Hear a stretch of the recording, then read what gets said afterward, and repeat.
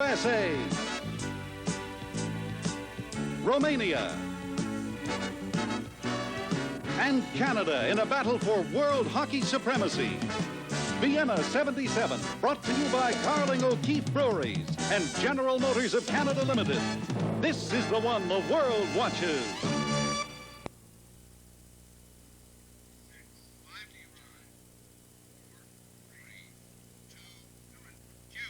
This is a tournament of amazing comebacks. The Czechs, the Swedes, the Soviets, and the Canadians. But nobody has bounced back quite like the Canadians. Hello again, everybody. I'm John Esau, along with Bill Stevenson, Tom Watt, and Bernie Pascal at the World Championships in Vienna.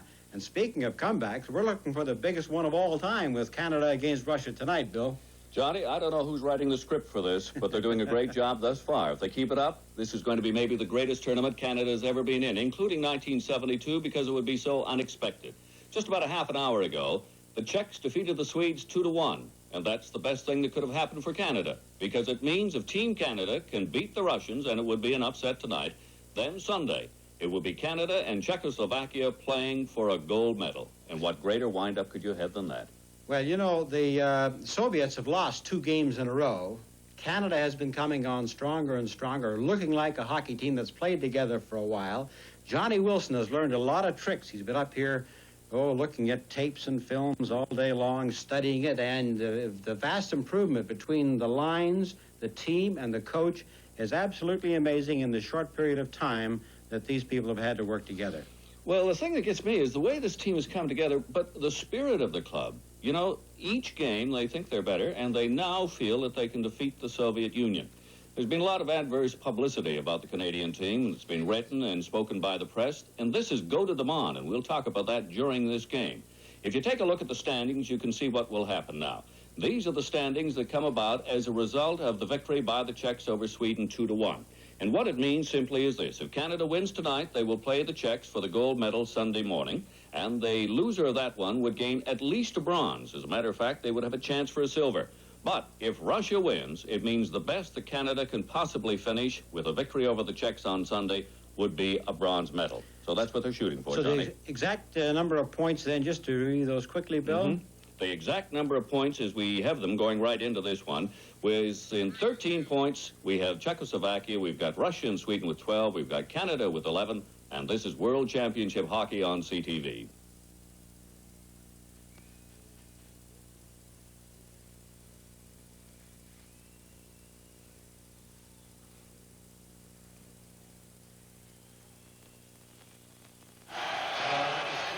Ralph, they had the wrong points.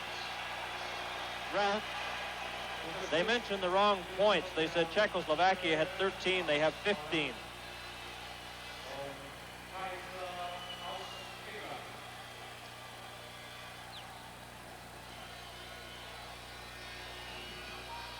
Yeah, 1, 2, 3, 4. They're just lining up to start off right now.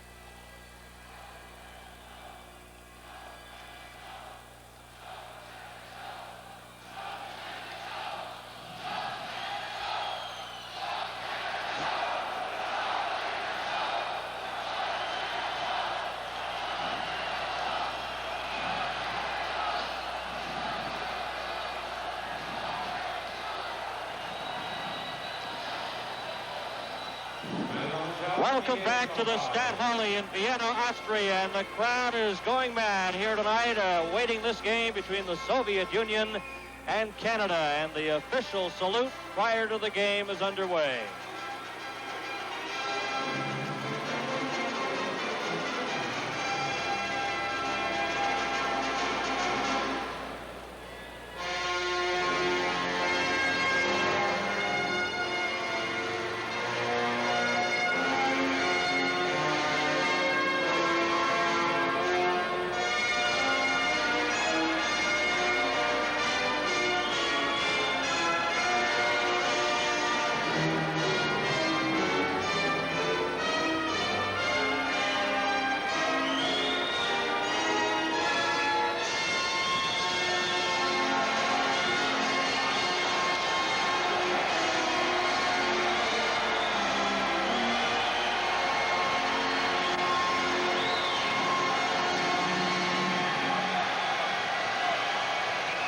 The first period is coming up, and this is World Championship Hockey on CTV.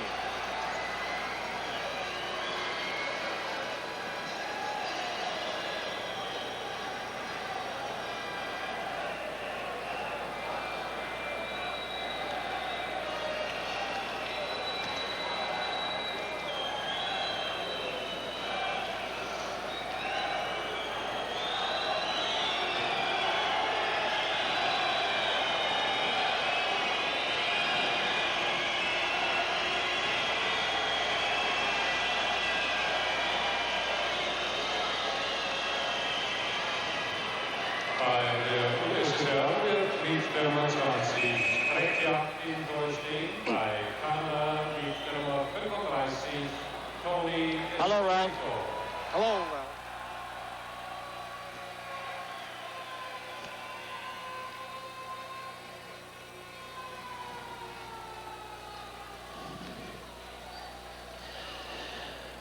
Referee for tonight's game is Raimo Sepponen of Finland. The two linesmen are Kairsla from Finland and Toemen from Holland. The referee, Sepponen from Finland. Canada into this game with 5 wins, 1 tie, and 2 defeats. The Soviet Union, 6 wins, no ties, and 2 losses. Phil Esposito will start at center ice for Canada. Puck is dropped, cleared over to the far side. Greg Smith is checked by Mikhailov. And the puck goes over the boards into the Team Canada bench. And that took 4 seconds. You can feel the excitement high up in the rafters here at the Stadthalle in Vienna. A capacity crowd witnessing this game as Цыганков clears the puck into the corner. Dennis Kearns goes in after it. Up with the puck. Knocked down in front. Harlamov over to Ralph Klassen. That was knocked down, and Dennis Kearns has it inside his own blue line again for Canada. It stopped outside the blue line. Ronnie Ellis tried to get it. It's fired in. Tretьяк stops it. In after it is Цыганков. Checked by Ellis. The puck goes loose. Klassen goes after it, but he couldn't control it. And the Soviets come back with Harlamov on the right side. Over the line. Mikhailov breaks for the goal. The pass is knocked down in front by Dennis Kearns. Ellis takes the pass on the right side in on goal, and Tretьяk kicks that out. At the blue line and out. Phil Esposito, and we have a penalty coming up. A penalty to Canada.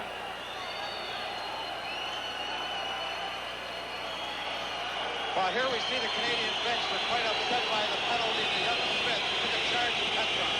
From Vienna, this is World Championship Hockey.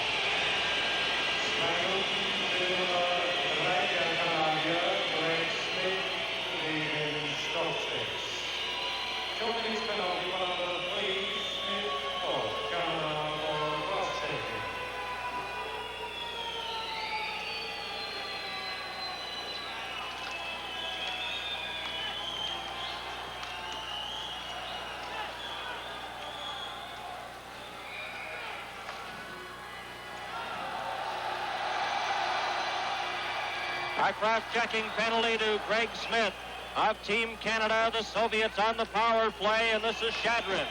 Pass on the left side for Yakashev, and Karl Vatne scooped it over the glass and out of play as McKechnie and Shadrin exchange a few words. Well, one of the things that Team Canada has to do tonight is that they've got to stay out of that penalty box, because in the first game with the Soviet Union, the Soviet power play was very, very powerful. Puck goes back to Babinov inside his own line for the Soviets to Yakashev. He can't control it. It's taken by Pronovo at the side of the Soviet goal. Spins around, drops it into the corner. Canada is a man short.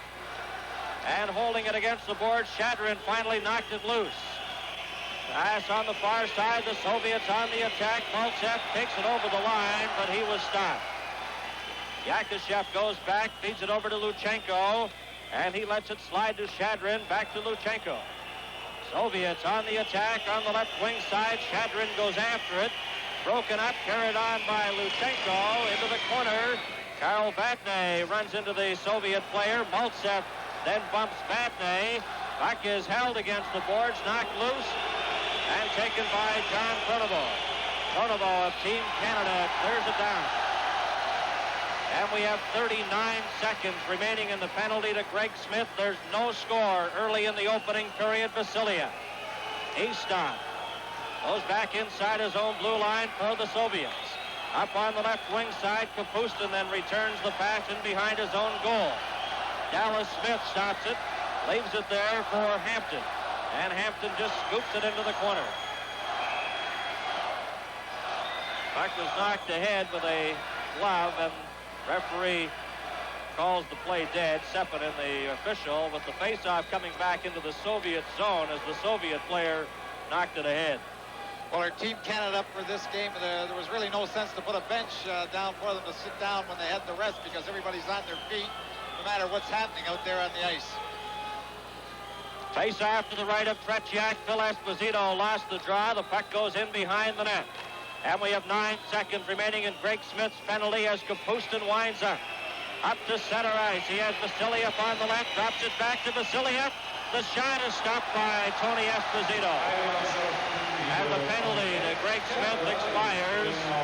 So Canada successfully killing off that 2-minute minor infraction. Czechoslovakia earlier tonight defeated Sweden 2-1. Czechoslovakia is in first place with 15 points. The Soviets and Sweden tied for second with 12, and Canada has 11. Face off to the right of Tony Esposito. Number 22 for the Soviets is Luktov. Merrick will take the face off for Canada. It's cleared on the opposite side. Al McAdam goes after it. Back to Vadnais. Up on the right side for Pronovo. He just scoops it out to center. Going after the puck is Merrick, and he couldn't handle it. Goes inside the Soviet line. Kapustin brings it out to Balderis. He's dumped on the far side. Another Canada penalty as Balderis was upset by Phil Russell. No score early in the first period from Vienna. This is World Championship hockey.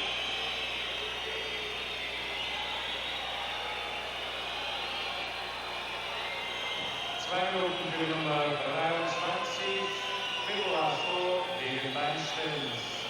2 minutes penalty for number 23, Russell, Canada, for drinking.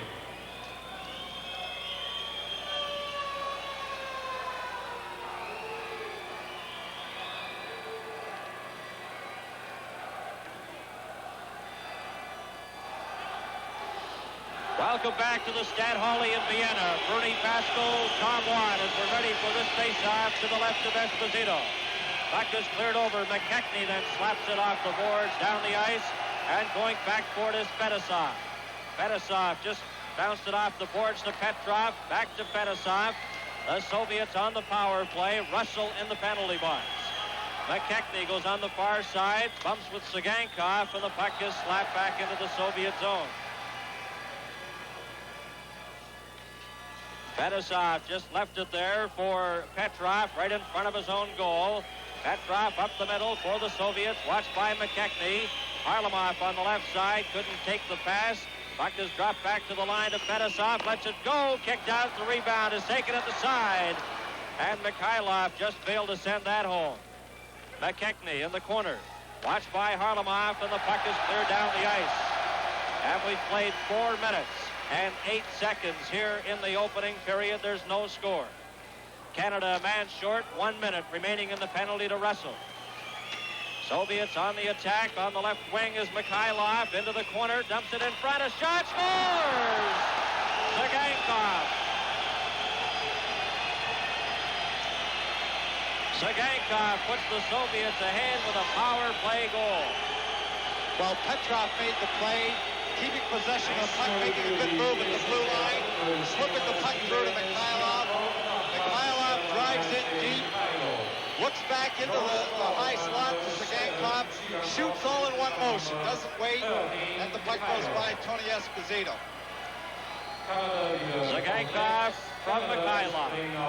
Here we have Petrov again, over to Mikhailov. Mikhailov looks back into the slot. You notice that Tsygankov doesn't wait or set the puck up. He shot all in one motion. Soviets leading 1-0. Dallas Smith in the corner, just scooped it outside his own blue line. Yakashev has it for the Soviets, watched by Will Paymont. Paymont takes him out of the play. Luchenko to number 19, Shadrin. And it's back to number 2 for Canada. That's Hampton. To Dallas Smith. Watched by Mальцев. Babanov ran into his check at center. Over the line goes Mальцев. Checked by Hampton. The puck is loose. And it's covered up by Dallas Smith. And Canada comes back. On the left side is Eric Bale. Faked the shot and just cleared it into the corner. Soviets come back with Yakashev. He's stopped. Back in for Canada is Bale in front to LaRouche. Here's a chance for Paymont. And it's stopped by Tretjak. Coming back is Babanov to Shadrin. Shadrin over the line. And covering up is Hampton in front of his own goal for Canada. Hampton up the left wing side to LaRouche. He can't reach it. And it's icing against Canada. 1-0, the Soviets leading. On a goal by Цыганков. And there's the veteran Vasiliev, number 6.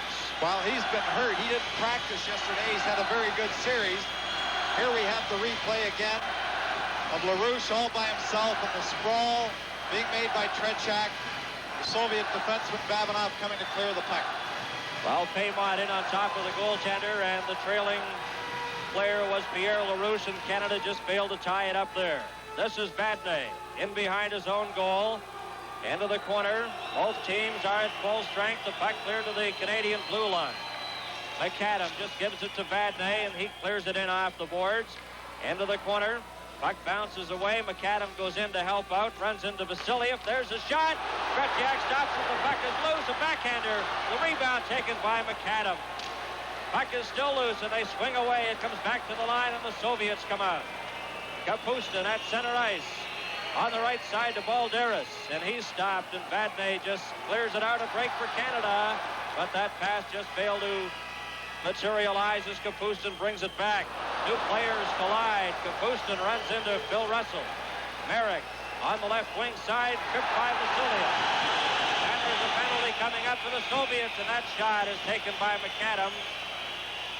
And a delayed call coming up here. Also, there was an offside, but also the referee had his arm up.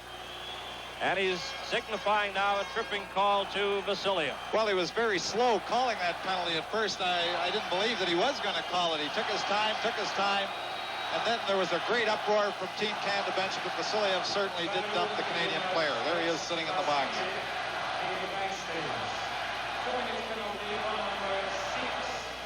6 minutes and 24 seconds, the time of the penalty.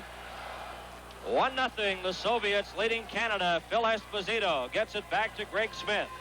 Smith then leaves it for Esposito. Canada on the power play. Esposito inside his own line, coming up to center. Out there with Klassen and Ellis, and he clears it into the corner. Цыганков goes in against Klassen. Klassen in front. There's a shot. Back to the line to Greg Smith. Lets it go. Scores!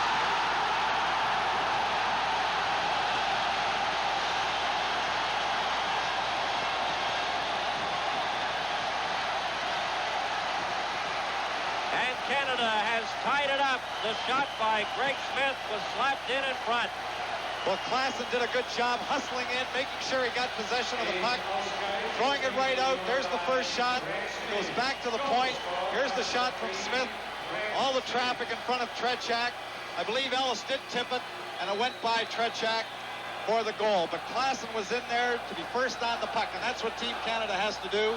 They have to get in and gain possession of that puck in the Soviet end and control it in there. They weren't doing that in the first game.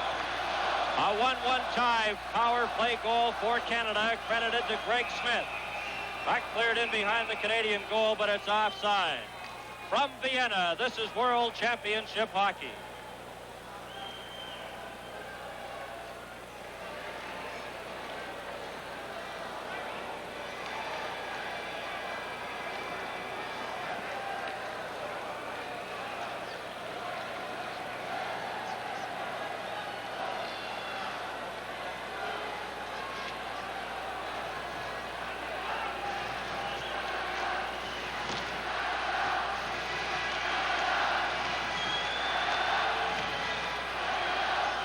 We played 7 minutes here in the opening period. It's a 1-1 tie. Yakashev in the corner, back to Babanov.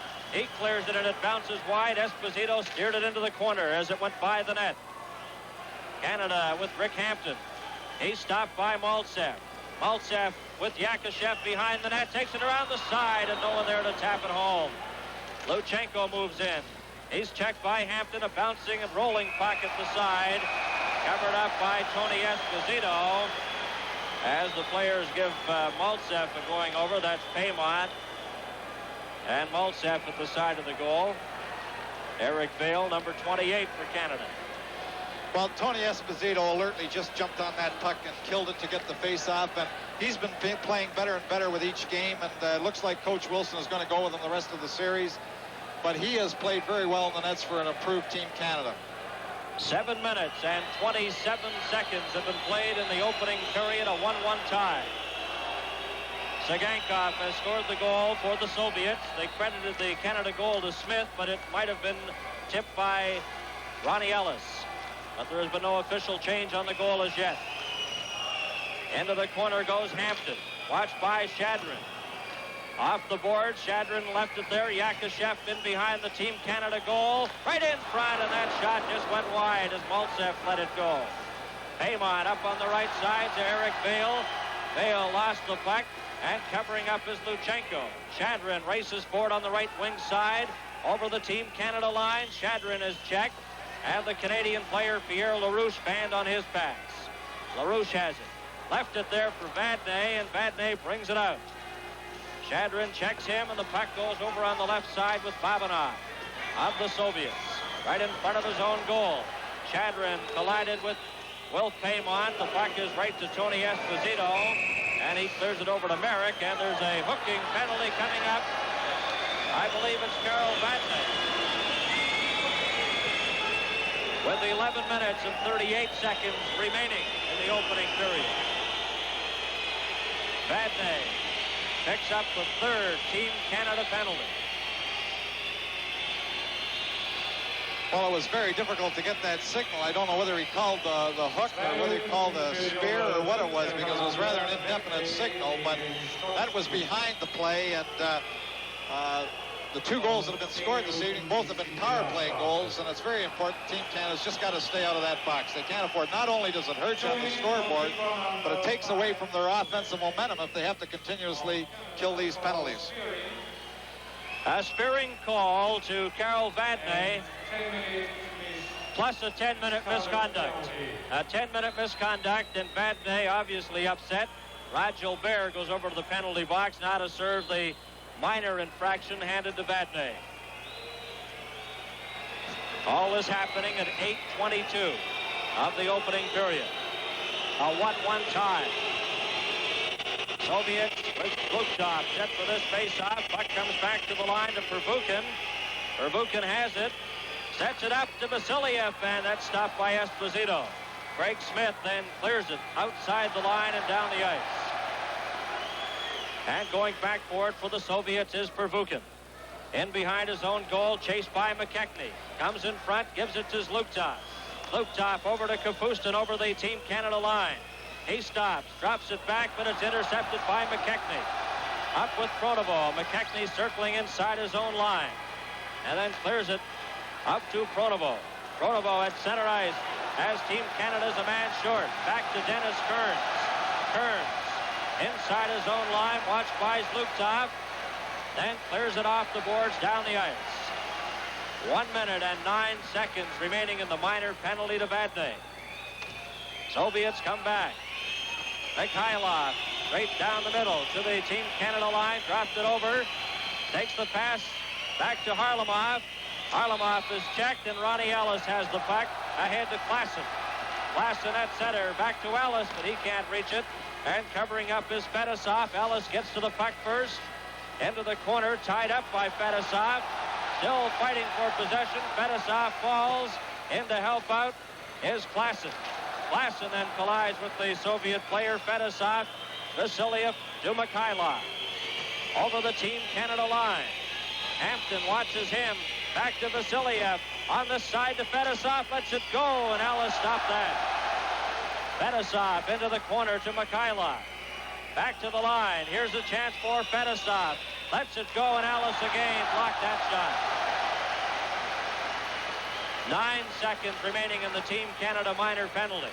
Fedosov on the left side, clears it out. Mikhailov goes after it, and Rick Hampton clears it down the ice.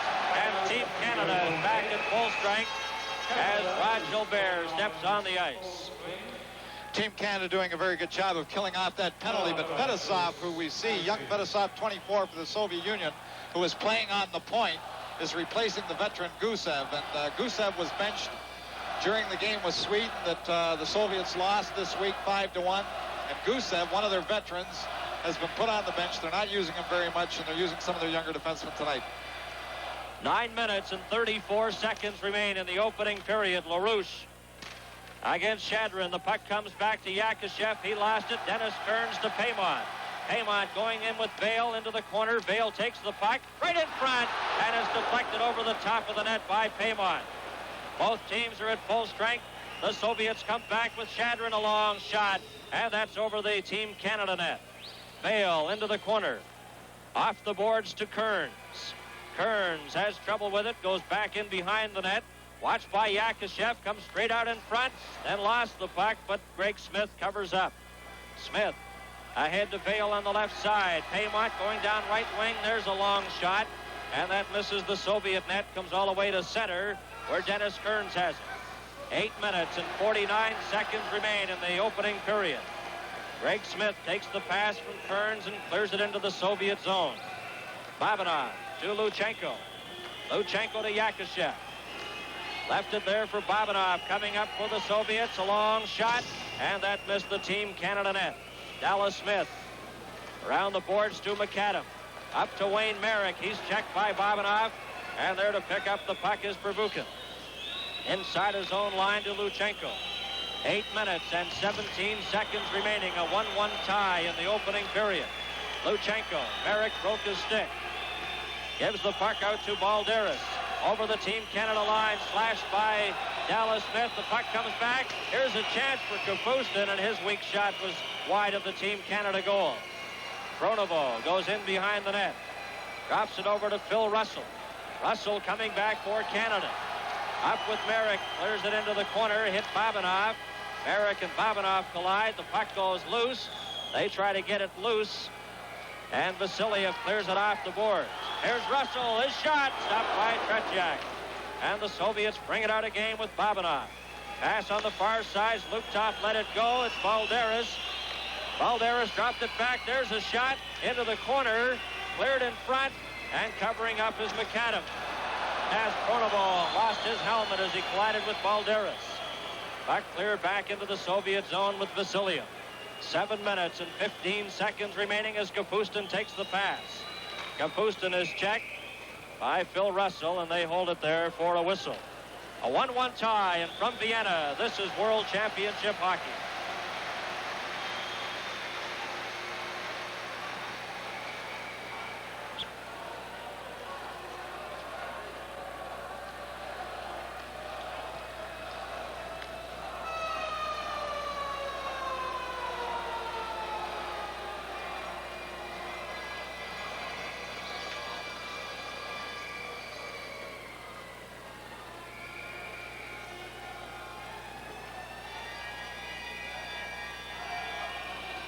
Seven minutes and 9 seconds remaining in the opening period, a 1-1 tie. Puck inside the Team Canada line. Mikhailov in there with Petrov, but bringing it out is Esposito to Klassen.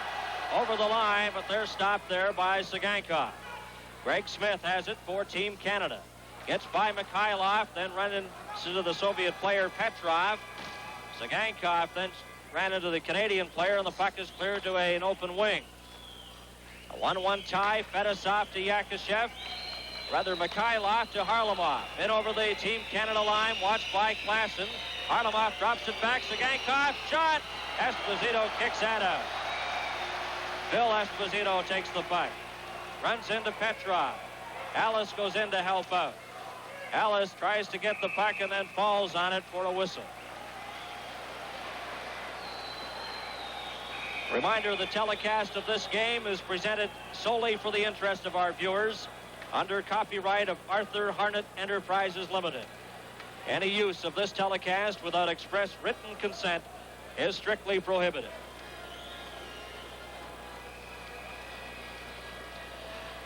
A lot of people have helped make a long and difficult series here a great deal easier for all of us. I'm referring to the Air Canada people who have extended every courtesy on both sides of the Atlantic, not only to Team Canada, but also Team CTV. Petrov in the penalty box.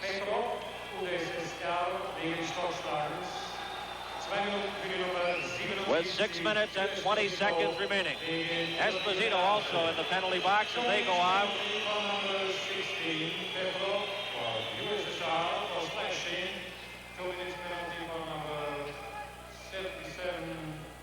Luchenko goes back in behind his own goal, watched by Paymont. Puck comes to Greg Smith. Into the corner, Paymont takes it. Mальцев checks him. Back to the line. And it's cleared in behind the Soviet goal. Paymont right in front. There's a shot. And it's knocked down in front by defenseman Babanov. Hampton to Paymont in front. Russell goes after it. And covering up is Babanov, and the Soviets come back again. Mальцев in over the line. Yakashev breaks for the goal. That shot goes wide. Babanov has it in the corner. Checked by LaRouche, but gets away from him. Mальцев at the side. His shot. And Tony Esposito makes the save. Well, there we have the type of goaltending that Team Canada has to get from Tony Esposito, because Yakashev walked right out of the corner. He had Mальцев off the side of the net. The Team Canada defenseman made sure that Mальцев was tied up, but Yakashev had enough room to move right in front of the net to get his opportunity. But Tony Esposito making a very good stop on the play. A 1-1 tie with 5 minutes and 34 seconds remaining in the opening period. Phil Esposito has 1 minute, 15 seconds remaining in his penalty for unnecessary roughness. Espo, a 34-goal scorer this past season with the New York Rangers. Mальцев takes the face-off against Merrick. Puck goes in behind the net to Dallas Smith. Smith ahead to McKechnie. McKechnie ran into the Soviet player Luchenko, and Mальцев just cleared it back into Vasiliev. 5 minutes and 18 seconds remaining in the opening period. Puck's loose at center. Eric Vale covers up, tries to get it over to Dallas Smith. Yakashev brings it back in for the Soviets. Pass in front, knocked down by Dennis Kearns. And Kearns comes back for Canada. Up with Vale. Kearns at center ice to the Soviet line to Vale. His shot, and that goes wide. Comes all the way out to center ice, and covering up is Dallas Smith. Over to Wayne Merrick to Dennis Kearns. Kearns at center. Over to Merrick to Dallas Smith. Smith runs into the Soviet player. Puck goes into the corner, and they hold it there and get a whistle.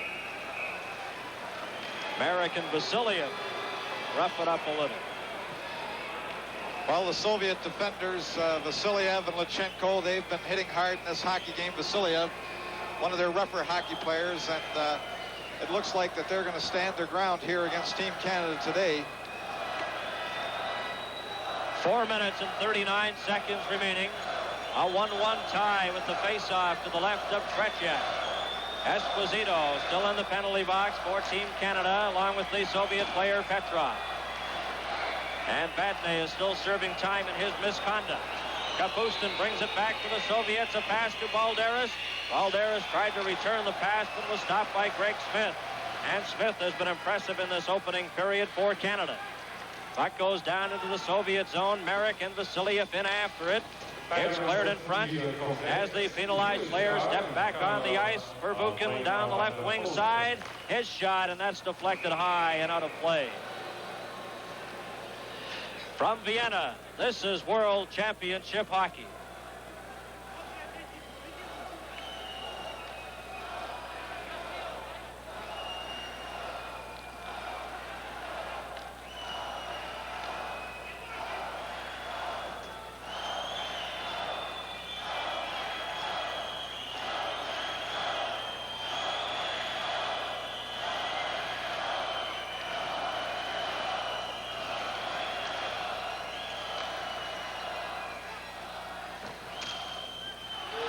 From the face-off, Canada has a break. Merrick clears the puck on the left side. Canada over the lines. Luptov runs into the Canadian player McAdam, and the puck is cleared out by Balderis. 3 minutes and 49 seconds remaining in the opening period. Canada on the attack. Dallas Smith to McAdam. It just bounced off his stick. And into the corner for the Soviets is Pervukin. Kapustin goes in to help out, stopped by Esposito. McAdam in with Kronovo, and the puck is cleared back out to center with Harlamov coming back for the Soviets. In with Zlukov and Mikhailov. In front of backhander, and Tony Esposito stops that. Mikhailov slow getting back into the play as Esposito comes back for Canada. Going in with Kronovo, and he's taken out of the play by Vasiliev. Gives him a shot in the head. Puck is back to the line. Greg Smith lets it go, and Tretjak stopped that. At the side of the net, the puck to Esposito, and it's held there with Esposito and Tretjak. And face-off will be to the right of the Soviet net. Well, actually, Tretjak had trouble tying that puck up, and Klassen had tried to get it loose. It was loose to get it to Esposito for the opportunity, but Tretjak had a little bit of a problem making sure he got the face-off off that loose puck on the side of the net. Back to the live action. The puck is cleared out. The Soviets are stopped by Greg Smith, but carrying on. Petrov lets it go, and that was wide of the Team Canada net. Smith into the corner with Petrov. Esposito jamming away at the puck. Gets by Harlamov, and here's Rick Hampton. Hampton's pass to Klassen. Up with Ellis, and Klassen had trouble with it. The Soviets come back over the line in front of the net, and Greg Smith runs into the Soviet player Petrov. Hampton covers up for Canada to Esposito. Up with Klassen. Esposito over the line. Checked by Fedosov, and Tsagankov has the puck on the far side. Checked by Ronnie Ellis. Russell had the puck bounce off him, and the puck too far for Mikhailov. Hampton clears it off the boards, back into the Soviet zone with Ellis into the corner after it with Tsagankov, and it's icing against Team Canada. And we have 2 minutes and 11 seconds remaining. One of the surprises, Tom, has been the play of Ronnie Ellis of Team Canada. Yes, Ronnie Ellis gets better with every hockey game, and you might expect that because he's been out of hockey almost 2 years. Here we have Maltsev coming off a little bit of an injury. He was hurt earlier in the series, and he's one of the leaders on the Soviet Union's hockey club. Back to the action. Dennis Kearns has the puck with 2 minutes and 5 seconds remaining. Vale lets it go. LaRouche goes after the puck as Eric Vale slashed the Soviet player as he was checked, and the Soviet player is hurt. It's Babanov who's down, and Babanov took Vale into the boards very, very hard. Vale came off the boards back at him, and here we have Babanov down. This is the same Soviet hockey player who was down in the incident with Paymont in the first game, where Babanov took Paymont hard into the boards. This time was Eric Vale who was taken in hard. Well, the two players collided, Babanov and Eric Vale. Now Babanov being assisted by the trainer. Here's a replay, Tom. There's Babanov putting him into the boards. Here we have Vale. The two of them go to the ice. They're going down hard. Vale came back after this. There's the helmet going off. Here we have Vale coming over with his stick.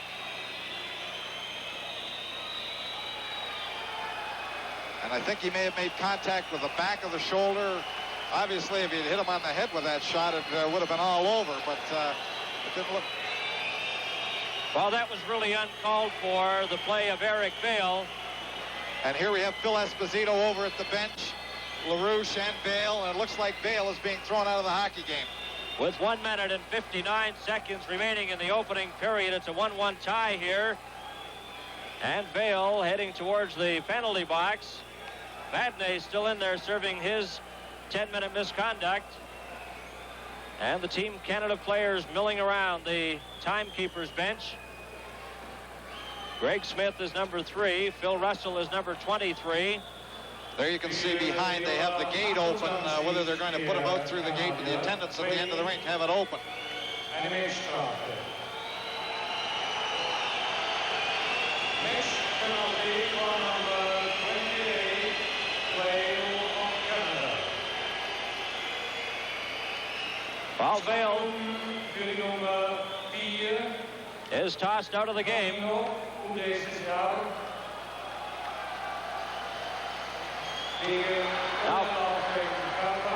Paymont runs into Yakashev and knocks him down. Well, Paymont just skated up behind Yakashev when they were waiting for the draw and just took the skates out from under him. And the referee was over at the Soviet bench explaining something to them and didn't see it at all. But Paymont just skated behind Yakashev, took his skates out from under him. Well, Bobanov also gets a penalty for the Soviets. He gets a minor penalty, but he hasn't gone to the penalty boxes yet. He's sitting over on the Soviet bench. But they've announced a penalty to Bobanov, and the Soviet penalty box gate is open. But they have not put, well, there's the 2 minutes now on the left of your screen. And Bobanov heading to the penalty box. Here comes Bobanov over, his helmet off, but he's coming in the box. But here's Phil Esposito trying to get this penalty situation straight. But there's Bobanov in the box for his 2 minutes.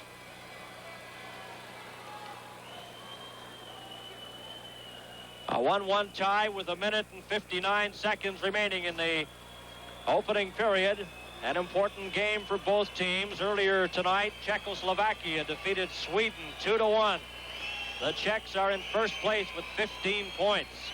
The Soviets and Sweden are second with 12, and Canada has 11 points. Canada must win both remaining games tonight and Sunday in order to win a gold medal.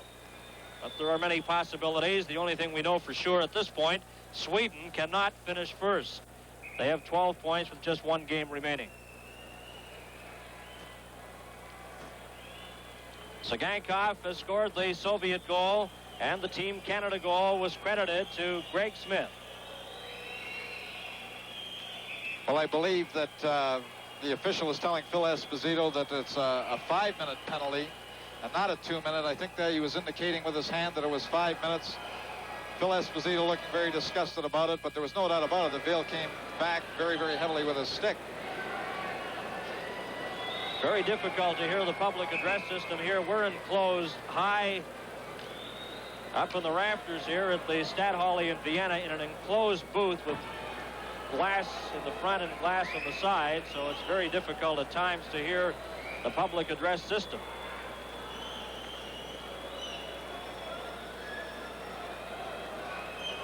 In fact, in order to see the time clock here, we have a special monitor with a camera aimed at the time clock, and that's how we pick up the time remaining in the period. Here we see Johnny Wilson. Back to the live action, and covering up is Greg Smith. Left it there for Esposito. Esposito to Vadnais. Or rather, Dennis Kearns to Ellis to Esposito. Over the Soviet line, Ellis breaks for the goal. Esposito turned around, back to Kearns. His shot! That is deflected just wide by Esposito. Yakashev, checked by Ellis. Back in the corner, Luchenko right in front. Ellis is spun around. Yakashev clears it to Vasiliev. Vasiliev back for the Soviets. Returns the pass. Yakashev over the line. Left it for Mальцев at the side. Kicked out by Esposito. The shot. And that's kicked out again by Esposito. Phil Esposito clears it on the left side, and Mальцев goes back for the Soviets with 1 minute and 10 seconds remaining here in the opening period, a 1-1 tie. Yakashev collides with John Pronovo. McKechnie around the boards to Phil Russell. Russell to Pronovo. Canada coming back. We're into the final minute as the puck is stopped by McKechnie, and he couldn't keep it in, though. Dallas Smith going in with Pronovo. Dallas Smith into the corner. Took a weak shot that was wide of the Soviet goal with 45 seconds remaining in the opening period. Vasiliev is checked by Pronovo. Still has the puck. Tried to get it out. McKechnie knocked it down. Now Luchenko will try. And we have 30 seconds remaining. Mikhailov inside his own blue line. Clears it out to Harlamov. Harlamov then goes back in. Pronovo covering him. Harlamov trying to run out the clock with 15 seconds remaining. Comes up to center ice. McKechnie mixing it up with the Soviet player. There's a shot that just goes wide, and Dallas Smith with 6 seconds remaining. McAdam deflects it out to center. Tsagankov has it for the Soviets. To the line and over as the horn goes to end the first period of play. And it's a 1-1 tie. And a highly entertaining first 20 minutes here at the Stadthalle in Vienna, Austria. And the two teams leave the ice after the first 20 minutes of play. A 1-1 tie at this point. Of course, earlier today, as we mentioned, Czechoslovakia defeated Sweden by a score of 2-1 with all the scoring in that game in the third period. Here we have the first goal for the Czechoslovakian team. Iberman goes behind the net. And on the second shot after the goaltender Augusta had stopped it, it was shoved underneath him by Martinez for the first goal. Well, Tom, the opening goal in the game at 6 minutes and 20 seconds, scored by Martinez, and Czechoslovakia goes in front 1-0. Here we see Iberman driving wide around the Swedish defense. And here's what the Europeans like to do often. They drop that puck by the net on the same side that they're going behind. They don't go all the way behind the net. With Noby in the penalty box for tripping, Sweden scored a power play goal on this effort.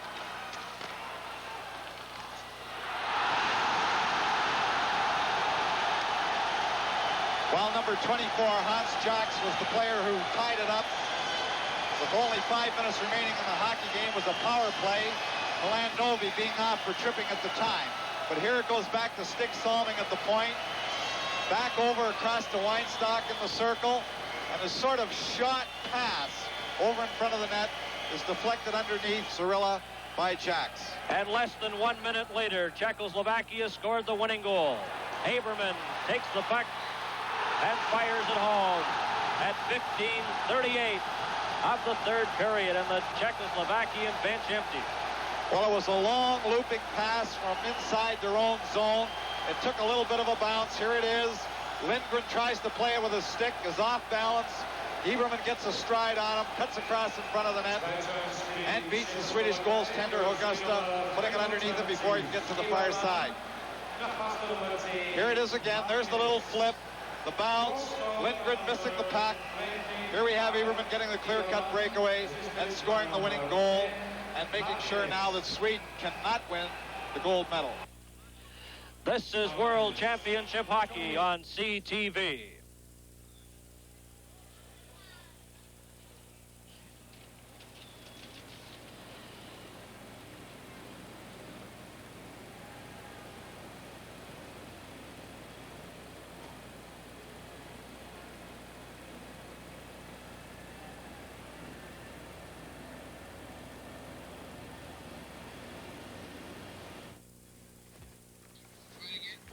Okay, do Guy, and then I'll do Jerry, and then if we still have time, maybe we'll bring Guy back in again. I understand. I'm talking, leave the commercials as is. We'll do Guy, go to commercial, do Jerry, go to commercial, and if there's still time and the highlights haven't come up yet, we'll have Guy standing by. Am I on one?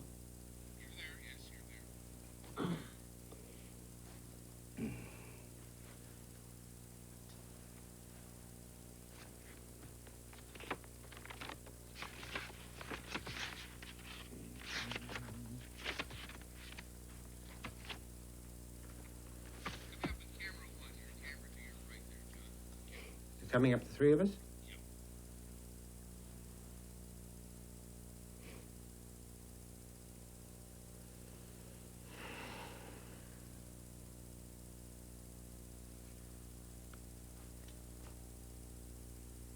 About 30 seconds.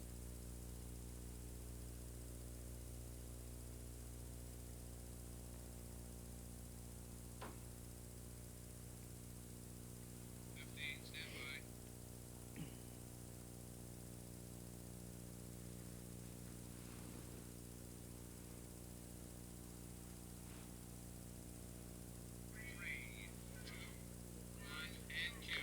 Joining us in the intermission studio is Guy Chiron, who unfortunately has a bad left knee there. We could sure use you in good shape today, Guy.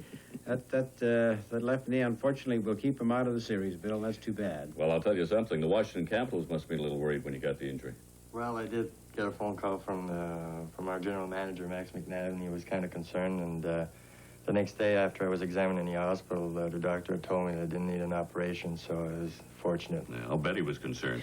But now, talking about concern, I'm concerned at the stupid penalties we continue to take, Guy. What do you think about it? Well, I think, Bill, at the beginning of the game, I thought we were playing really well. We were playing aggressive, but we were really beating the Russians to the puck, and we weren't letting them get organized too much. And then all of a sudden, maybe the referee by calling a couple of penalties, maybe our guys were, well, they are kind of nervous about this game, and maybe they got a little over anxious, and maybe we did get maybe a couple that I'm sure we don't need against the Russians, especially with their power play, but this is something that's part of the game, I guess.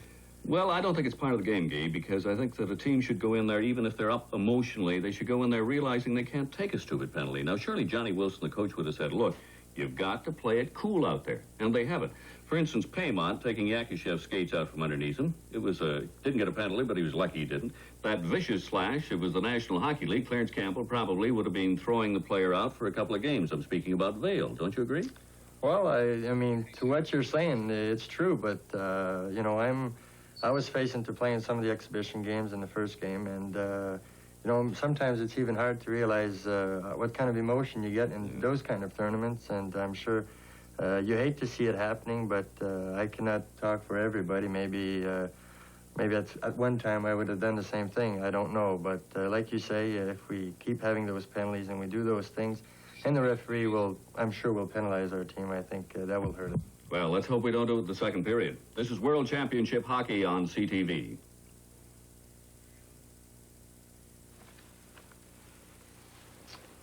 Where's Jerry Patterson? Get going. Our guest, you know. We don't get Jerry back. We'll get back. Here, Bill. Got it? Go ahead.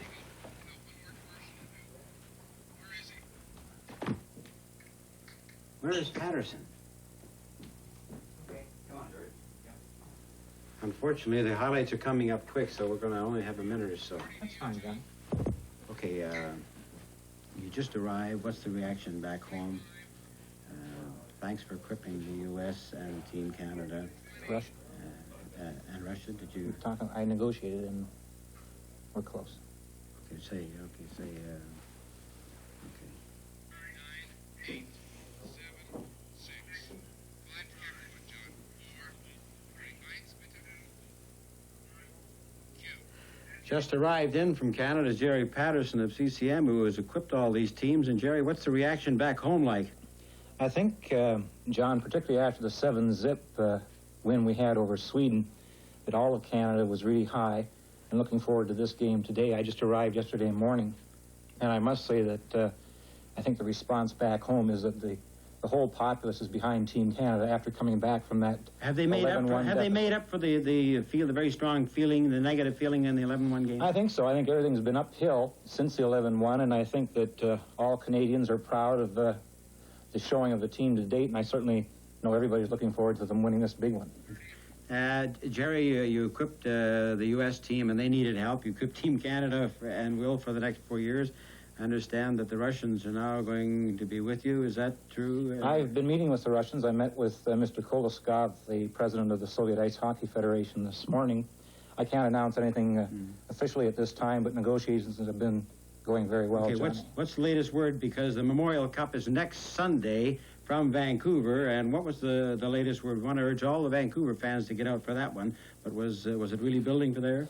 Yes, of course. You're carrying the game Memorial Cup. We're sponsoring the Memorial Cup, the CCM Memorial Cup, and it's building. I think there's people, again, are looking forward to the telecast nationally back home in Canada, and it's emblematic of Junior Championship, and we're honored to be sponsoring it, John. Okay, Jerry, thank you very much for joining us.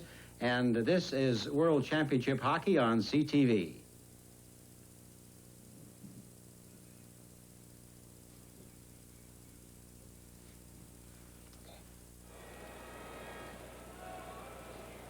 One, two, three, four. 1, 2, 3, 4. 1, 2, 3, 4, 5.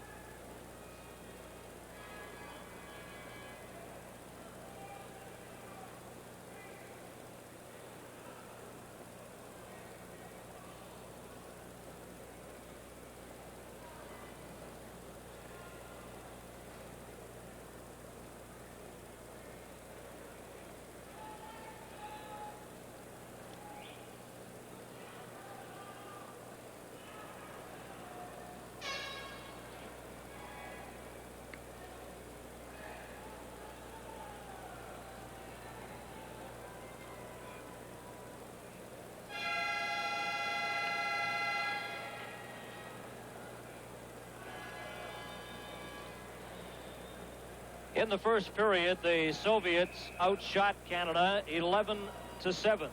Interesting to note, 7 of the 11 Soviet shots were taken by defensemen, while 4 of the 7 Team Canada shots were taken by defensemen for Team Canada.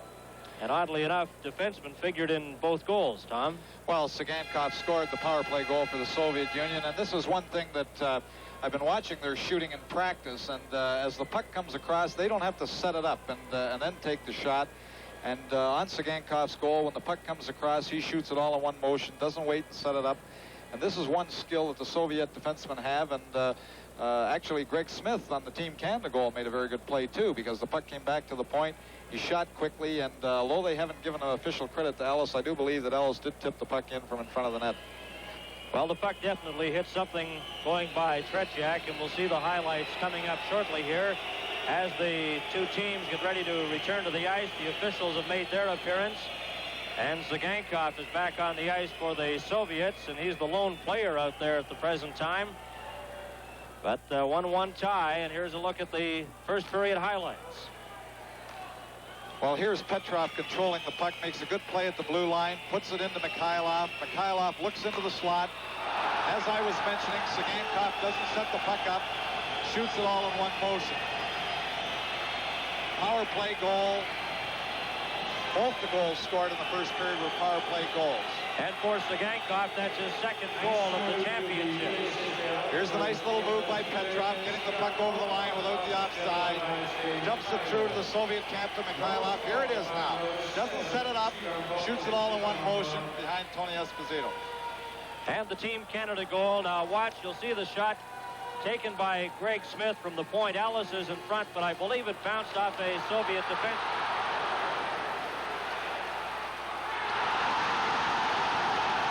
It's difficult to tell whether it did go in off number 3, Lechenko, or whether Ellis did tip it home. But Klassen deserves a lot of credit, because when the puck went into the Soviet zone, and this was one thing Team Canada had a problem with in the previous game, they would dump the puck in the Soviet zone.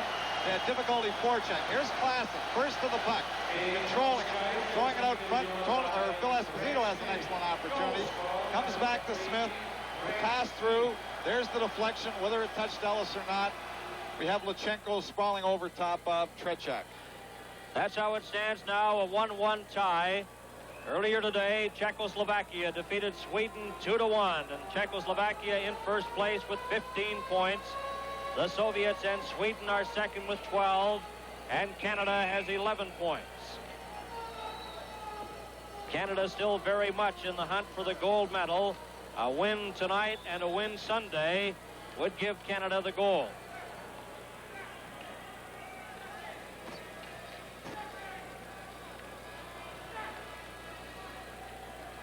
We have Team Canada manager Derek Holmes with us up in the booth now. And Derek, what's the feeling of Team Canada? Well, they're a little bit high and somewhat excited now. I'm a little tired running up the stairs. But what sort of upset our guys is there was a terrific body check against the boards by Babinov, and he wasn't given a penalty, and Vail reacted to it, and they have given him a game misconduct for attempt to injury. And in international rules, a 10-minute penalty is given as well. Well, Derek, of course, they gave Babinov a minor penalty. Well, that's what bothered me as well, because it was after the fact. He didn't call that until, you know, the play was concluded. That's unsure about, you know, what happens in the next game, but I think he'll probably have missed the final game. Okay, thanks, Derek. We'll try to get back to you in just a couple of moments here as we're ready to go to start the second period of play. And the puck is cleared back to Dennis Kearns. Kearns into the corner for Team Canada. It's a 1-1 tie. Puck cleared off the stick of Tsagankov. Kearns takes it again and then fires it over the boards and out of play, and we have a whistle. With the face-off inside the Team Canada blue line. Jean Pronovo, number 18. As the Soviets are back at full strength, Babinov back on the ice, and Team Canada a man short. They slap the puck down the ice, and Tretjak stops it at the side of his own goal, leaves it there for Fedosov. Watched by McKechnie, Tsagankov in front. Up on the right side, then he clears it. Bouncing puck goes into the Team Canada zone with Kearns in after it. Kearns then fires it into the Soviet bench, and another whistle. Well, while Derek Holmes was speaking there, and you saw the melee around the penalty box, actually what has happened is that because of the attempt to injure, as the official ruled it, Team Canada has been penalized for 10 minutes, so they must play shorthanded for 10 minutes now. And Rod Gilbert is serving the 10-minute penalty to Canada as a result of that infraction. Eric Vale and Babanov late in the opening period. It's a 1-1 tie. All the scoring in the first period. This is Mikhailov in the corner. Around the boards for Petrov, and the Soviets come back. Mikhailov takes the pass up the middle, going in with Harlamov. Into the corner, watched by Kearns. Fires the puck around the boards. Petrov let it go. Zagankov clears it into the corner. Petrov has it. Team Canada a man short. Zagankov at the line. Back to Petrov. Petrov returns the pass. Soviets get a shot, and Kearns clears it to Jean Pronovo, and he fires it off the boards down the ice. Soviets go back. Pass on the right side for Mikhailov, coming up for the Soviets, and he's stopped by Phil Russell. Zagankov carrying on, and Vatne took it from him. Shadrin. He dropped it back for Fedosov, back to Shadrin. Shadrin inside his own line. The Soviets on the power play as Fedosov has it. Clears it out to the line. Here's a break for Yakashev, going up to the Team Canada line. Over the line, into the corner, watched by Vadney. Yakashev nailed against the board, still has the puck, but Ronnie Ellis takes the clearing pass in front. Ellis over to Esposito. Esposito in for Canada, back to Ellis, he shoots! And Tretjak stops that. Fedosov then clears it to Mikhailov, too far for him, and the Soviets are called for icing. Well, Ronnie Ellis and Phil Esposito jumped in quick there and almost had the opportunity, slipping the puck by Tretjak. The Soviets got caught with two of their young defenders out there, both Babanov and Fedosov, who hasn't played. Here we have them breaking out of the end. Ellis was moving the puck ahead to Esposito. Outside of Babanov, he throws it across. There's young Fedotov not being able to tie up Ellis, and he almost slips it underneath Tretjak for the go-ahead goal. Face off to the right of Tretjak. And we've played 2 minutes and 13 seconds here in the second period. Shadrin, number 19, at the face-off position for the Soviets. Wilf Paymont, number 9, will take the face-off for Canada. Canada continuing to be a man short as a result of the 10-minute infraction handed out to Vale late in the second period, or rather the first period, for intent to injure. Puck cleared into the corner. Paymont goes after it, watched by Maltsev. Shadrin gets it back to the line to Babanov. Babanov over to the far side. Here's a chance for the Soviets. Babanov gets a return pass over to Maltsev. Lets it go, and Esposito kicks that out. And McAdam clears it down the ice. Babanov goes back for it. A 1-1 tie. Soviets coming back. Yakashev up the middle. Shadrin on the right side. Into the corner. Yakashev has the puck. We played 3 minutes here in the second period. Yakashev over to Maltsev. Maltsev stops into the side of the net. Shadrin, there's a shot. They score. Yakashev takes the puck and fires it into the open net. Well, it was a very well set up goal on the power play. Maltsev controlled the puck off the side of the net, moved it behind. Here we have Maltsev in control. One defender comes to him, moves it across. There we have both defenders caught outside of their zone. And we have Big Yakashev coming behind him to shoot the puck past Tony Esposito. Yakashev scores for the Soviets, and they go in front 2-1. Tony Esposito almost got his stick over to block it, but the puck was fired into the net.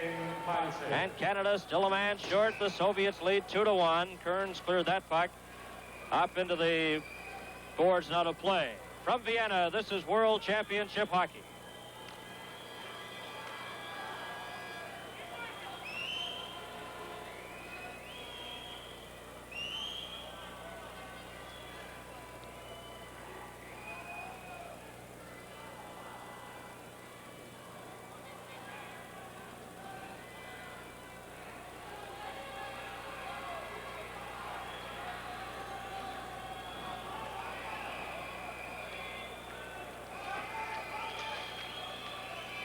We've played 3 minutes and 14 seconds here in the second period. The Soviets lead 2-1. And approximately 6 minutes remaining in the Team Canada major penalty to Vail, the 10-minute penalty. There's a chance for the Soviets. They score! The shot taken on the left wing side. And they go in front 3-1 as Kapustin let it go. Well, young Kapustin just broke in on the left side. It was a good pass. Tony O came out to try and cut off the angle, but it was a great shot. Here we have them controlling the puck. Balderis in the neutral zone. Makes his move inside, throws it across to Kapustin. Here we have Tony out at the edge of the crease. A perfect shot just inside the point, or the post, picking the corner for Kapustin. That's the second power play goal they've scored, while Vail has been serving the intent to injure 10-minute major. The misconduct. And Canada remains a man short as the Soviets go in front 3-1. Esposito off the boards, gets by Vasiliev. Into the corner, Pervukin left it there for Vasiliev, and the Soviets come back again. Pass at center ice. Over the line goes Kapustin. Then over the Team Canada blue line, over to the far side. Here's a shot by Balderis, and Russell stopped that. Vasiliev couldn't keep it in, and Phil Esposito has it for Canada. Esposito watched by Zlukov and Balderis. Puck comes over to the side to Balderis, and he can't control it. It's slapped back into the Soviet zone with Vasiliev in after it. Vasiliev at the side of his own goal. The Soviets 3 and Team Canada 1. Harlamov up to the Canada line and over, runs into Esposito, and he clears the puck back to the Soviet end. Ronnie Ellis goes after it with Harlamov. Ellis got a shot away, but Tretьяк stopped it. They try to hold it against the boards. Ralph Klassen falls. The puck goes loose. Cleared up on the right side, and the Soviets have a break again. This is Petrov over the line, over to Harlamov. Mikhailov goes into the corner after it. Checked by Russell. Vadnais has it at the side of his own goal. Clears it, but not out. On the far side, puck is kept in there by Fedosov. In front for Shadrin, over to Harlamov. And Al McAdam brings it out for Canada. McAdam. And he clears it into the corner. Fedosov checked by Esposito. Esposito then lost the puck to Mikhailov. In behind his own goal, up on the right side for Petrov. Petrov for the Soviets to the Team Canada line. Watched by McKechnie. Hooked. Puck goes back to Mikhailov. Over to Fedosov. Fedosov gets set. Past the puck instead of shooting it. There's a shot, hit the side of the net. Petrov back to Fedosov. Into the side, and McKechnie had it bounce off him. It's kept onside.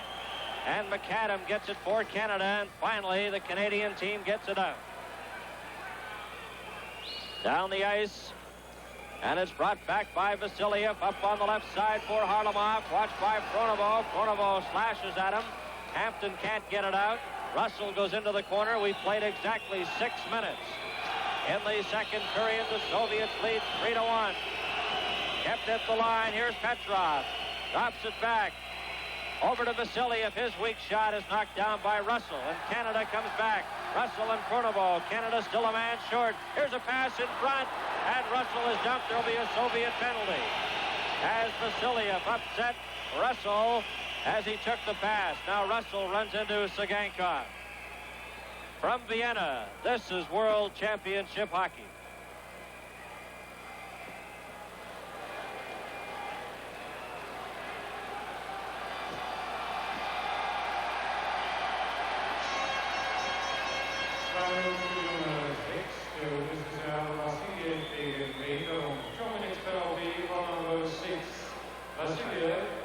of USSR for interference.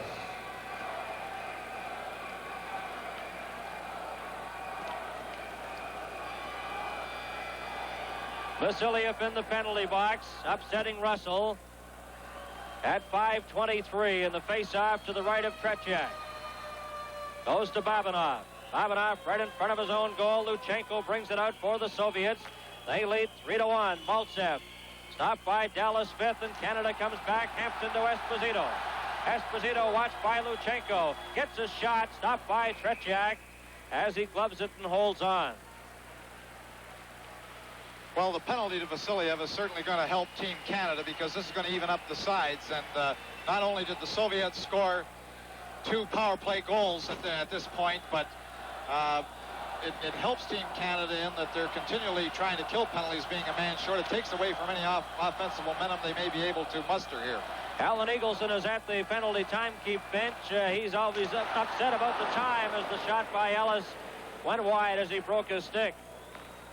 Babanov clears it out. Puck is cleared over to Babanov.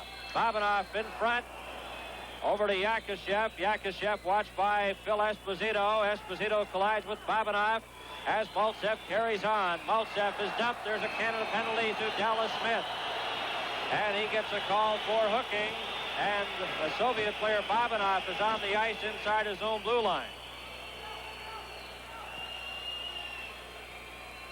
And the referee, his calls are very hard to decipher. Referee is Sepponen, but I believe it's a hooking call. Tretьяк is right over to the penalty bench. He's left the net. Now we'll see if he gets a penalty for leaving the net. That's a misconduct for leaving your net to enter an altercation. He should stay right in that crease. Tretьяk came right out of the net, right over to the penalty bench to talk to the referee, who was handing out a penalty to Dallas Smith. Babanov has a facial cut. As we mentioned, he was sprawled inside the Soviet line out of the play. And Raimo Sepponen, there's the penalty to Dallas Smith. A hooking call.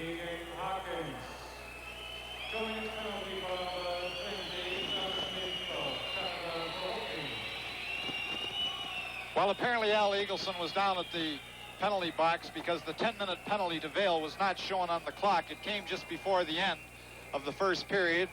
And with 12:51 remaining to play, he should have approximately 3 minutes remaining in his penalty, but it was not shown on the clock. And Alan Iglson is upset about it, and he wants to know why it isn't being shown and when Eric Vail's penalty is going to be up. Well, that's the problem we have, too, without that clock and not knowing the exact time of the penalty. And, Tom, we've just been informed that perhaps it's just less than a minute remaining in the penalty. Well, perhaps rather than the 3 in the minute, they showed the original 2 on the clock, and then we were told later that it was a major penalty of the 10. Perhaps that 2 was shown, and then they changed to the 10, and it was 8 minutes rather than 10, so I'm out a minute on that first prediction. Well, Canada trailing 3-1 as Dennis Kearns clears the puck around the boards. Puck then slapped down the ice into the Soviet zone with Pervukin going back for it, watched by McKechnie. Pervukin brings it out for the Soviets ahead to Petrov, or rather Balderis. Balderis in over the Team Canada line, going in with Luptov. Luptov moves in front of the goal. The puck back to number 12, Pervukin, over to Balderis. Balderis drops it back, gets it again. Balderis at the side, then to Pervukin, into the corner, and Kapustin can't handle it. Goes into the corner to get the loose puck. Kapustin back to Balderis, and he has trouble with it, and McKechnie clears it out. Pervukin back inside his own line. As the Soviets come back, Balderis in with Kapustin and Zlutov. The shot stopped by Esposito, and the rebound was just slapped wide. Dennis Kearns ahead to McKechnie to Rod Gilbert. Gilbert left it there for McKechnie. In front, Gilbert is checked by Pervukin, goes after the puck into the corner. Tries to clear it in front. He's turned around. Pervukin left it there. Soviets are back in full strength. There's a shot in front. And McKechnie just failed to get good wood on that. Back to Russell, lets it go, and he just misses the far side of the net. Vasiliev checked by McKechnie. The puck goes loose. 28 seconds remaining in the Team Canada penalty to Dallas Smith. This is Placid for Canada. The Soviets are leading 3-1. And we've played 8 minutes and 55 seconds here in the second period.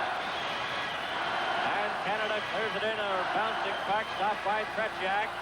McAdam goes after it. Vasiliev around the boards. And the Soviets come out again. Harlamov has trouble in front of his own goal. Dallas Smith is back on the ice. Smith on the ice. And Canada is back at full strength. Puck cleared. McAdam knocks it down. Takes it at the side. Drops it back for Dallas Smith. And he couldn't get a shot away as he was checked by Petrov. Back come the Soviets with Mikhailov going in with Harlamov. Harlamov takes the pass. He scores! Harlamov. Well, what a goal that was. Petrov made the long pass coming out of his own zone. Harlamov took the pass in full flight, just deflected it off his stick to Mikhailov. Here's the pass coming all the way out.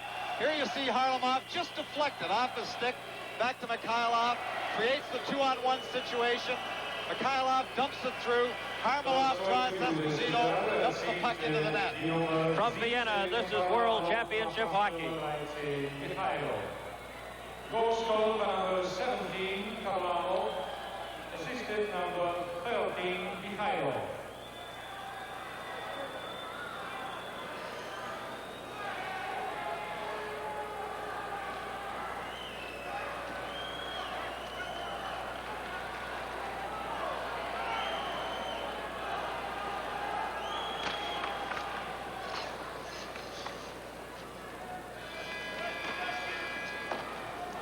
Soviets lead 4-1. The last goal coming at 9:37 with Harlamov scoring for the Soviets. Alice bouncing after the puck there. The puck comes out. And the Soviets bring it back in a game with Mikhailov dropping it back to Petrov. His long shot. Tony Esposito stops it. Mikhailov after it. Around the boards comes back to Tsagankov. He gets a shot on goal. Stopped by Kearns. Mikhailov tries to get it to Harlamov. Back to Tsagankov. He gets set. Lets it go. Stopped on the line. And Greg Smith covers up along with Tony Esposito. Well, Tony Esposito made a very good stop with Tsagankov moving right in from the point. He has one goal already. Here we see Tony Owen. Really, he has had very little chance. Here we have the puck come back, being controlled inside Team Canada zone. Here we have the shot as Tsagankov moves in. It's slipping behind. Tony O reaches back, grabs it, pulls it for the faceoff. 9 minutes and 43 seconds remaining in the second period. The Soviets get a shot, stopped by Paymont. Paymont has it along the boards, tries to get it out. McAdam couldn't fire it out. The puck is finally out to center ice. Shadrin then gets it for the Soviets and dumps it back to Vasiliev, up to Maltsev. Maltsev on the right side for the Soviet Union is stopped by Dallas Smith. Smith tries to get it out. And the puck is cleared back inside the line with Paymont, chased by Yakashev. Out to center to Pierre LaRouche. Tries to get it over to McAdam. That's stopped. Luchenko clears it. And the Soviets come back with Yakashev to Maltsev. Dallas Smith intercepts, though. Dallas Smith to the Soviet line and over. It's offside, as LaRouche was over on right wing ahead of the puck carrier, Dallas Smith. Well, here's Paymont shadowing Yakashev right into the corner. There he's trying to intimidate him there in the corner by actually tried to kick his skates out from underneath him, but he's staying right with him, trying to upset him. Moves into the bench. There's Big Yakashev, one of the greatest hockey players in the world today. Ralph Klassen goes off, and he's replaced out there by Wayne Merritt. The Soviets are leading 4-1. Bill Russell clears it into the corner. Vasiliev takes it off the boards. Up on the left side, the Soviets come back with Flukov. Flukov over to Balderis, and Balderis couldn't handle it. Phil Russell has it for Canada. Russell to Rod Gilbert. He tries to get it over to Merrick. It's stopped. Ravukin goes into the corner and behind his own goal for the Soviets. Ravukin then bounces it out off the stick of the Team Canada player McKechnie. Here's a pass in front. Shot to score! Balderis stole the puck.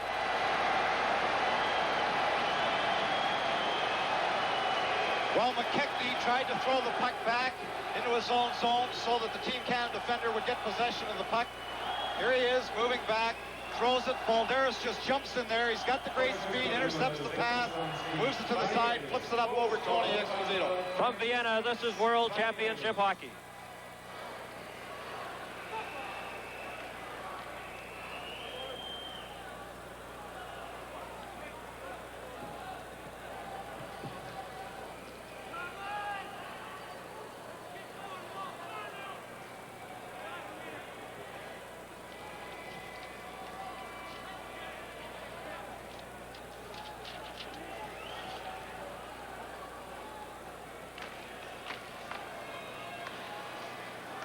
8 minutes and 23 seconds remaining in the second period. The Soviets are leading 5-1. Pervukin is checked by Gilbert. McKechnie goes after it. Runs into Kapustin, but Kapustin gets a pass to Zlukov. Over the line to Balderis. He's stopped. Back to Zlukov. Lets it go. And that's stopped in front by Vate. Merrick up with Gilbert. Over the line. It's offside as Gilbert was offside on the right wing. Offside. Well, Vasiliev came right across there, and here we see Merrick picking himself up because Vasiliev came across as he was making the play and put a good body check on Wayne Merrick at that point. Here we see a little bit of a scuffle here, kicked the skates out from under Zlukov. And you wonder how long this is going to continue, because really Team Canada has one of two ways to go. The score is 5-1 at this point. They can stay on the ice, try and get back in the hockey game. They continue to try and take these penalties, trying to intimidate the Soviets, because really they're not going to intimidate the Soviets. They're only going to get deeper in the hole, but they got to stay on the ice and try and get back in the hockey game. 7 minutes and 58 seconds remaining in the second period. Both teams are at full strength. Petrov and Esposito at the face-off position. Goes over to Kearns to Greg Smith. Smith gets a shot. Tretjak holds on for a face-off in the Soviet end. A reminder tomorrow on CTV, a sports special, the 1977 Kentucky Derby, and this is the first leg in the American Triple Crown. The 103rd running from Churchill Downs tomorrow on CTV. Greg Smith off the boards, gives it to Petrov. His shot kicked out by Tony Esposito. Here's the shot from the point, covered up in front as Esposito smothers it. Fetisov let the shot go from just inside the blue line. 7 minutes and 38 seconds. 5-1. The Soviets are leading Canada. They had to play a man short for 10 minutes. A penalty handed out to Eric Vail late in the opening period. Unnecessary roughness as he took a swing at Babanov with his stick.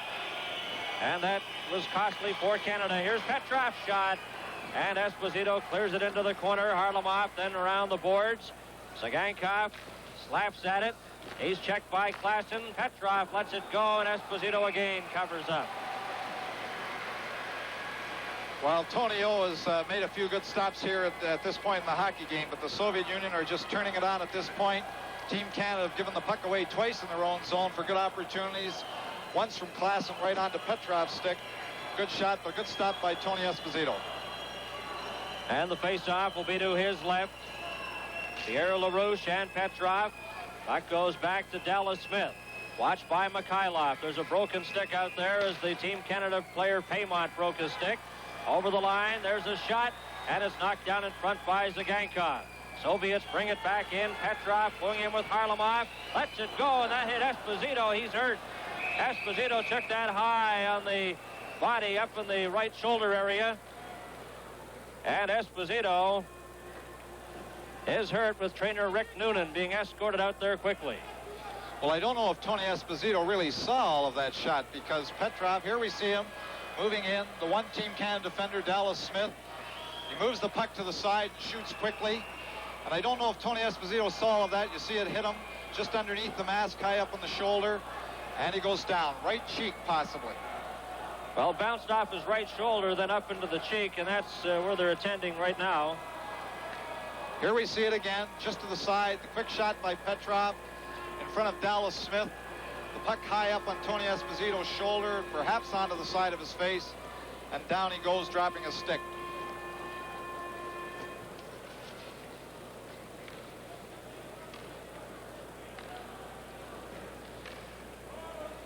Here we see Rick Noonan, the Team Canada trainer, putting the ice pack just on the side of his cheek.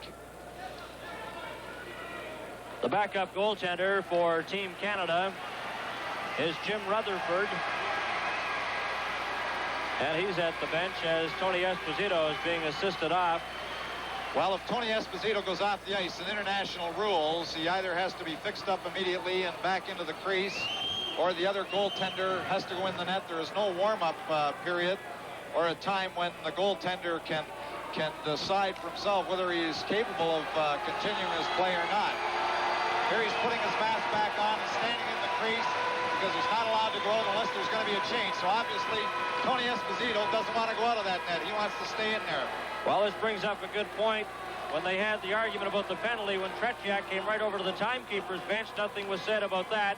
Yet there's a great deal of concern when an injured goaltender wants to go over to the bench for repairs. Obviously, it's a rule, no question about that, but the referee let Tretjak go over to the bench to get involved in an argument, and he should have been penalized.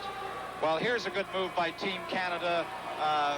Pronovo brought the doctor out to take a look at him. He's not leaving the net, but there's the doctor, Team Canada doctor, taking a look at Tony Esposito, and this gives him time to collect himself, or if he's not able to continue, he can go out of the net. But that decision is going to have to be made. So as long as they can continue to look at him and examine him here without some pressure from the official, then a decision can be made. And who says doctors don't make house calls? Yeah, isn't covered by OHIP. Well, he didn't have to make too much of a trip, really. It was a short trip out there, and he was helped out there by Rick Noonan. Dr. Simon McGrail was the Team Canada medical official who was out on the ice looking after him. He and Rick Noonan, Team Canada trainer. We're ready to go now. Esposito remains in the net for Canada. We have 6 minutes and 56 seconds remaining in the second period. Mальцев got a weak shot away.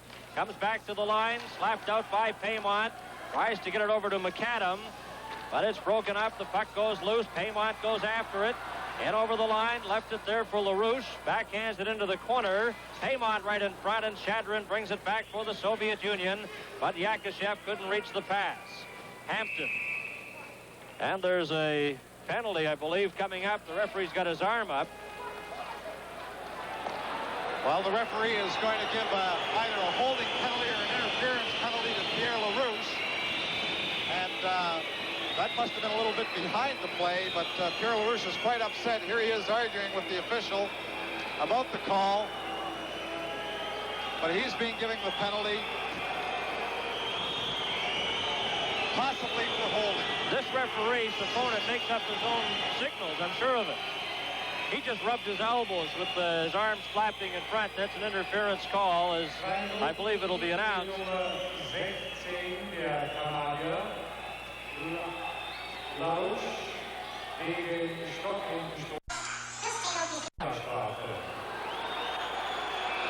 Well, they call interference is the call to Pierre LaRouche that was out of the play.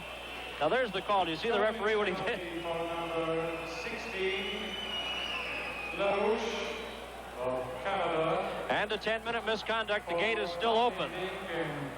10-minute misconduct penalty. Sepponen enjoys giving the misconducts. Walt McKechnie is ready for the face-off, as you saw there, but Team Canada has to get another player in the box. LaRouche, a minor penalty, plus a 10-minute misconduct. Well, here's Rod Gilbert coming over. He sat out the 10 minutes for Eric Vale, and now he's coming over to sit out another 10 minutes, so Rod Gilbert is not going to see all that much action tonight, sitting out these misconducts. 6 minutes and 29 seconds remaining in the second period. Vadnais goes into the corner for the puck around the boards to Russell. Russell gets it again, then clears it ahead. Pronovo just failed to get it. Vasiliev covers up for the Soviet Union. The Soviets are leading by a score of 5-1. Up on the right side, Shadrin. Long pass to the left side. That stopped, and McKechnie has it for Canada. McKechnie ahead to Pronovo. He just drops it back with 1 minute and 28 seconds remaining in the minor penalty. And the referee blows the play dead, and LaRouche was giving him an earful right in front of the penalty box. Well, I believe there's a double minor being handed out at this point. Here we have Walt McKechnie coming over and in the box. And Shadrin is the Soviet player going into the box. 2 minutes each. They're either high sticking or roughing, but they're both in a little scuffle just in front of the penalty box. There we see Shadrin in the box, the Soviet player. So that for 1 minute and 26 seconds, Team Canada is going to play 3 men to the Soviets 4. We'll need a computer to figure out the time in these penalties. 1 minute 26 seconds remaining in the minor penalty. initially to Canada. And Shadreen in the penalty box. And back to the action. The puck is taken off the boards and down the ice. 5 minutes and 48 seconds remain in the second period. Vasiliev goes in behind his own goal. Lassen bumped with Pervukin. Here's Luktov. Back to Vasiliev. Vasiliev to the Team Canada line. Watched by Vadnais. Goes in behind the Canada goal. Still has the puck. Out to Balderis. Balderis stops. Balderis, number 26, has scored one of the Soviet goals. Gets it back to Vasiliev. Canada with just 4 players, including Tony Esposito out there. And the Soviets have the extra man at this point. Back to Vasiliev. Vasiliev into the corner to Balderis in front. There's a shot. And that just went wide and cleared down the ice by Phil Russell. 31 seconds remaining in the first Team Canada minor penalty to LaRouche, his minor. And that's when Gilbert will step on the ice, as LaRouche will still serve time in his misconduct. Russell cleared that puck out to center ice, comes over to Vasiliev. With 10 seconds remaining in the one minor penalty to Canada, Tony Esposito off the boards. Gilbert gets set to step back on the ice. As Vasiliev has it inside his own line, the Soviets come back. Oh, and Russell ran into Balderis and knocked him down. And their referee is signifying a penalty, and Russell felt that, as no doubt did Balderis. From Vienna, this is World Championship Hockey.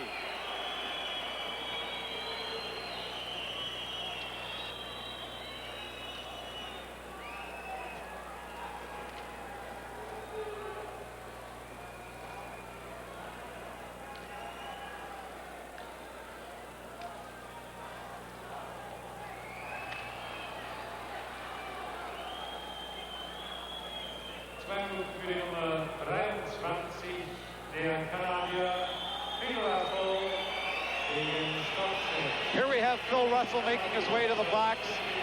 He hit Balderis with a devastating check, but he was called for cross-checking, got too much of a stick up in there, and he's in the box along with LaRouche, who is serving his misconduct, and Walt McKechnie, who has his minor penalty, along with Shadrin for the Soviet Union.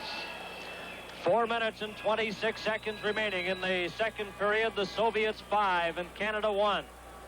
Mikhailov left the puck there, and bringing it out is Petrov. Petrov then drops it back to Tzygankov. Tzygankov to the Team Canada line, watched by Klassen. Turns into the corner.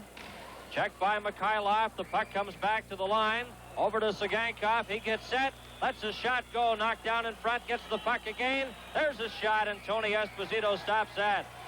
As Shadrin steps back on the ice for the Soviets. Around the boards it goes. Petrov has it. Soviets at full strength.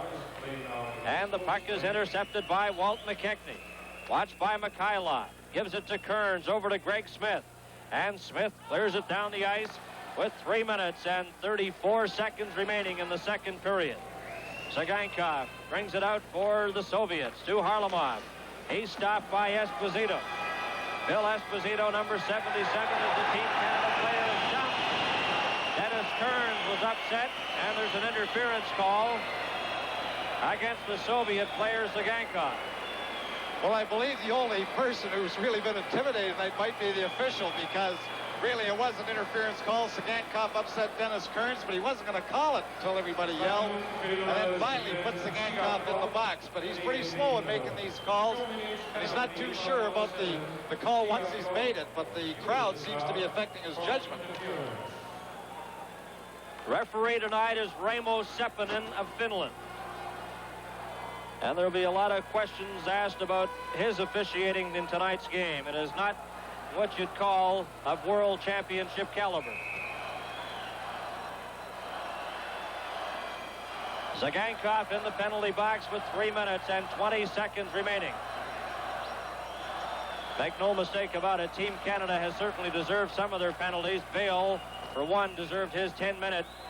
But there have been several questionable calls to both sides here in the second period. Back in behind the Team Canada goal. Kearns off the right wing side, intended there for Paymont. He couldn't handle it. There's a shot by Pervukin, goes wide of the Team Canada goal. Balderis goes after it, runs into McAdam. Greg Smith goes in to get the puck. Checked by Zlukov. Balderis has it. Back to Zlukov. His shot goes wide. Paymont and Zlukov after the puck. Paymont has it for Canada. Back to Dennis Kearns in front of his own goal on the left side. Smith. Greg Smith then just scoops it to the Soviet line. Balderis goes after it, but McAdam gets there first. 2 minutes and 28 seconds and 1 second remaining in the penalty to Russell as Team Canada is back now at full strength. The Soviets are a man short with Tzygankov still in the penalty box. Pass intended for Balderis, cleared down the ice, and going back for it is Greg Smith. Team Canada changing on the fly. Smith a pass on the right side for Ellis. Ellis to Rick Hampton. Hampton going up with John Pronovo. Checked against the board, still has the puck. Hampton in the side, in front for Ellis. Gets set, shot, and it goes wide. Back to the line, Dallas Smith lets it go, and Tretьяк loves it. With 31 seconds remaining in the Soviet penalty to Tzygankov. Well, this is what Team Canada has to have. They have to have the odd power play and try to get back in this game offensively, and they're putting a little pressure now on the Soviet Union when Tzygankov is in the box for upsetting Dennis Kearns. Time remaining on the right of your screen, you saw a moment ago. 1 minute and 50 seconds here in the second period. And the Soviets leading 5-1. Canada on the power play. Vadnais drops it over to Hampton in front for Esposito. Bounces over to Jean Pronovo. Pronovo back to Vadnais. He clears it into the corner to Ronnie Ellis. Ellis checked. And the puck cleared all the way back into the Team Canada zone with Vadnais back after it. 10 seconds remaining in the Soviet penalty. Phil Esposito winding up for Canada. Coming up to center. He has Pronovo on the left, Ellis on the right. Takes it in, drops it back to Hampton as the Soviets return to full strength. Ellis in the corner in front. Here's a chance for Hampton. Back to Pronovo. Backhander, and it just goes wide. Pronovo has it again. Esposito slaps away at it. Tzygankov checks him, and the puck goes loose. There's a pass in front. Esposito goes after it. And we're into the final minute of the second period. Hampton slaps it as Esposito's dumped. And the Soviets clear it back into the Canadian zone with Vadnais back to retrieve it. Vadnais straight up the middle for Canada, going in with Pronovo, lets it go, and that's stopped by Tretьяк. In behind the net, Pronovo falls, and the Soviets come back with Mikhailov. Tries to get it to Petrov, and that just failed to click. 29 seconds in the second period remaining as Hampton brings it back for Canada. Going in with Ellis. Hampton is checked, goes after the puck, but Petrov clears it but not out. Esposito with 18 seconds remaining. Into the corner. Here's Pronovo trying to clear it in front. Checked by the Soviet player Petrov, and they hold it there for a face-off with 10 seconds remaining. Reminder coming up tomorrow in Toronto, the 10th anniversary figure skating show at the Toronto Cricket and Curling Club. And Johnny Esau has asked us on behalf of CTV to wish all concerned the best of luck. And we'll have the anniversary figure skating show 1 week from tomorrow on CTV. McKechnie gets the puck over, but Harlamov breaks away for the Soviets. His long shot, and that misses the goal as Esposito saw it all the way. 2 seconds remaining, and the horn goes to end the second period of play. And the players start filing off to end the second period here at the Stadthalle in Vienna. And that 10-minute penalty, very costly. 15 shots by the Soviets in that period, 6 for Canada. From Vienna, this is World Championship Hockey on C. 6, 5, 4, 7, 3, 2, 1, cue.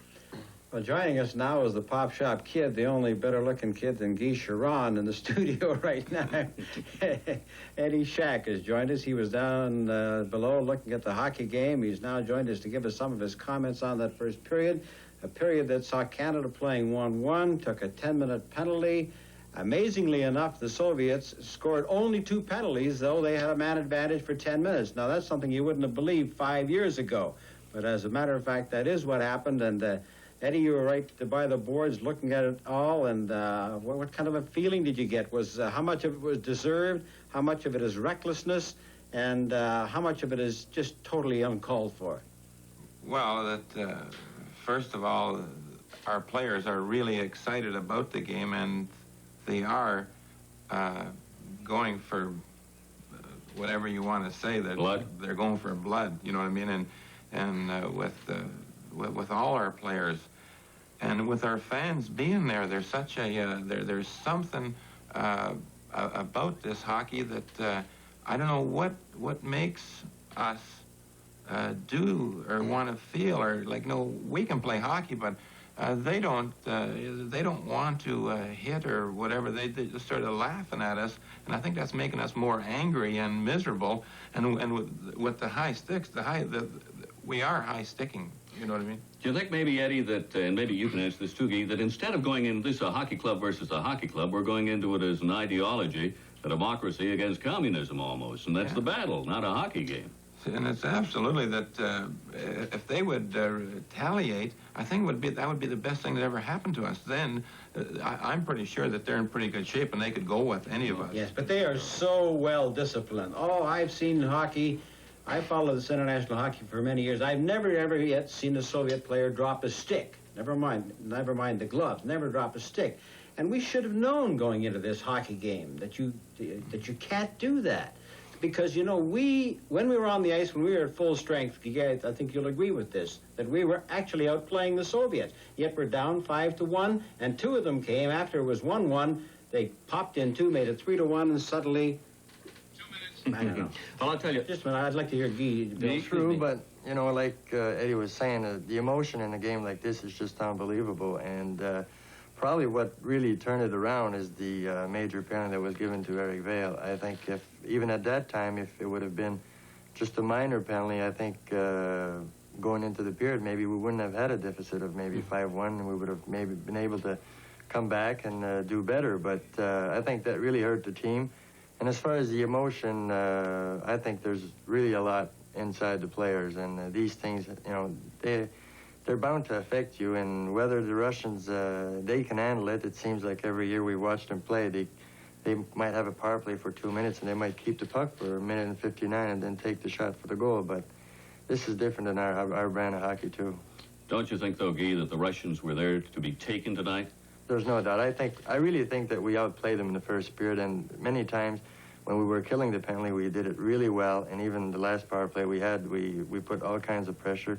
Easily, if the puck could go in, and maybe we'll get 2 or 3 goals and bounce right back. Eddie, the way Ronnie Ellis, your old pal, has been flying out there, I think probably he could be the best hockey player Team Canada has. Maybe you should have put the blades back on. No, I was going to bring my skates and my stick and go along the boards like that. But I had the fans up there, and they were yelling, "We want Shaq," and I was right with them all, and with the Canadian flag and saying Chimo and everything. It's absolutely so exciting. I feel that we have to, give them another little bit of a lift, and then I think that if they come out this third period, I guarantee you, if they just say, look, we're just going to play hockey, and they could score 5 or 6 goals. There's no problem there. Let's take a look at another thing, though. This Sepponen is calling, I think, a very bad hockey game. Canada's deserved a lot of the penalties. But they're taking a few falls. Eddie, you know about that. You've taken a few in your career. Yeah, but what's happening, they're coming off. They're coming off the bench like they were dead, and they won't be able to move. Look, all of a sudden, they're sitting, they're gone. And with that, they would burn me up, too, eh? Because, and us guys are talking about that. You know, Will Paymon and Walt McKechnie both said in the 11-1 game, the thing that caused them to really actually lose their composure was the laughing. That is to say, the Russians laughing at the Canadians. Now, you mentioned that, and Guy, would you reflect on that? Well, true, especially if the referee kind of gives us the penalty for it. They'll turn around at you, they'll wave their glove at you, or they'll smile, and I don't think there's anything more frustrating, because really, what he's saying is that you took a stupid penalty, and I made you take it, and really, you kind of wish, like Eddie was saying, that he would retaliate back at you, and he doesn't. That's what makes it more frustrating.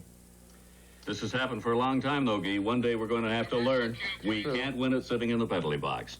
This is World Championship Hockey on CTV. This is the only time I might not win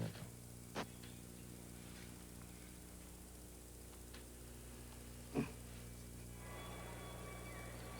Ralph, do you want to do any of those cues now? Do you want to do any of those cues now? From Vienna, this is World Championship Hockey.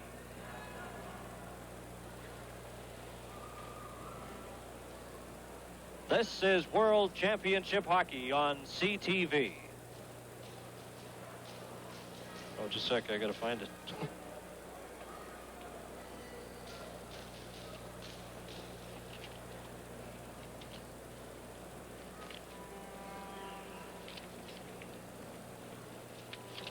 Have I got time to do it now? The telecast of this game is presented solely for the interest of our viewers under copyright of Arthur Harnett Enterprises Limited. Any use of this telecast without express written consent is strictly prohibited.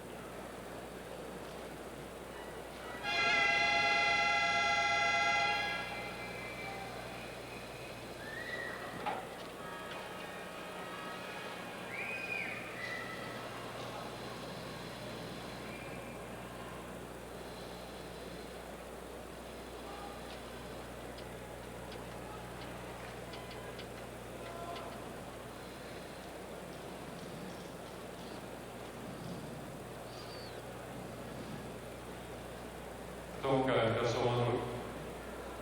Herr Josef Papp. Herr Josef Papp, bitte kommen Sie nach Beendigung des Spiels zum Sprechertisch. Herr Josef Papp aus Wien, aus der Ingerstraße. Back at the Stadthalle here in Vienna, Austria, Bernie Pascal and Tom Watt high up on the broadcast location as the two teams make their appearance to start the third and final period after a 1-1 first period of play. Tom, the Soviets pulled ahead mainly because of the penalty situation to score 4 goals. Yes, here we have Mальцев controlling the puck at the side of the net. He throws it just off the side to Shadrin. Shadrin then challenges, draws the other defender, Rick Hampton to him. Yakashev coming in from the side, shoots it by Tony Esposito. And for Yakashev, that was his 6th goal of the championships. He also has 3 assists.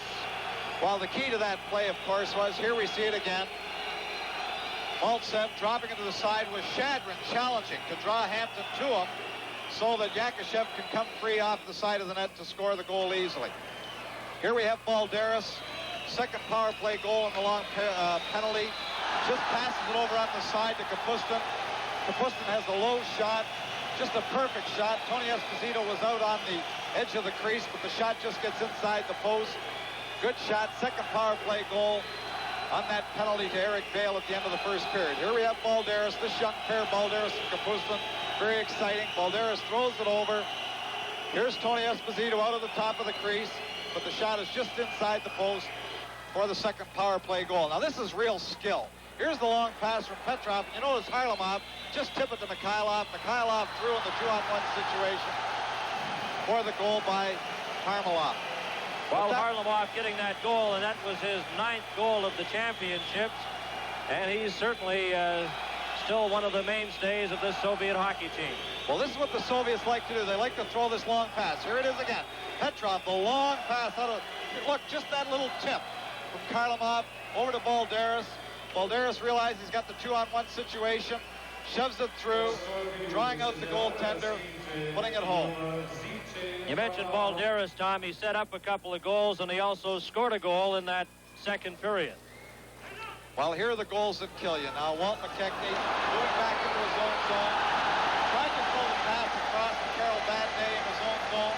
Balderis with that speed just darted in there between Badney and McKechnie, picked up the loose puck for an easy one. And those are the ones that break your back when you've got possession. One rule, don't go back, especially into your own zone. Here's the pass coming across. Balderis jumps in, flips it over Tony Esposito. Composure very important, and the Canadian team must tolerate the tempo of the European game and the Soviet style. if they in fact hope to come back in this game. They are trailing 5-1. Both teams start this period at full strength, although LaRouche is in the penalty box, still serving time in a misconduct penalty picked up in the second period.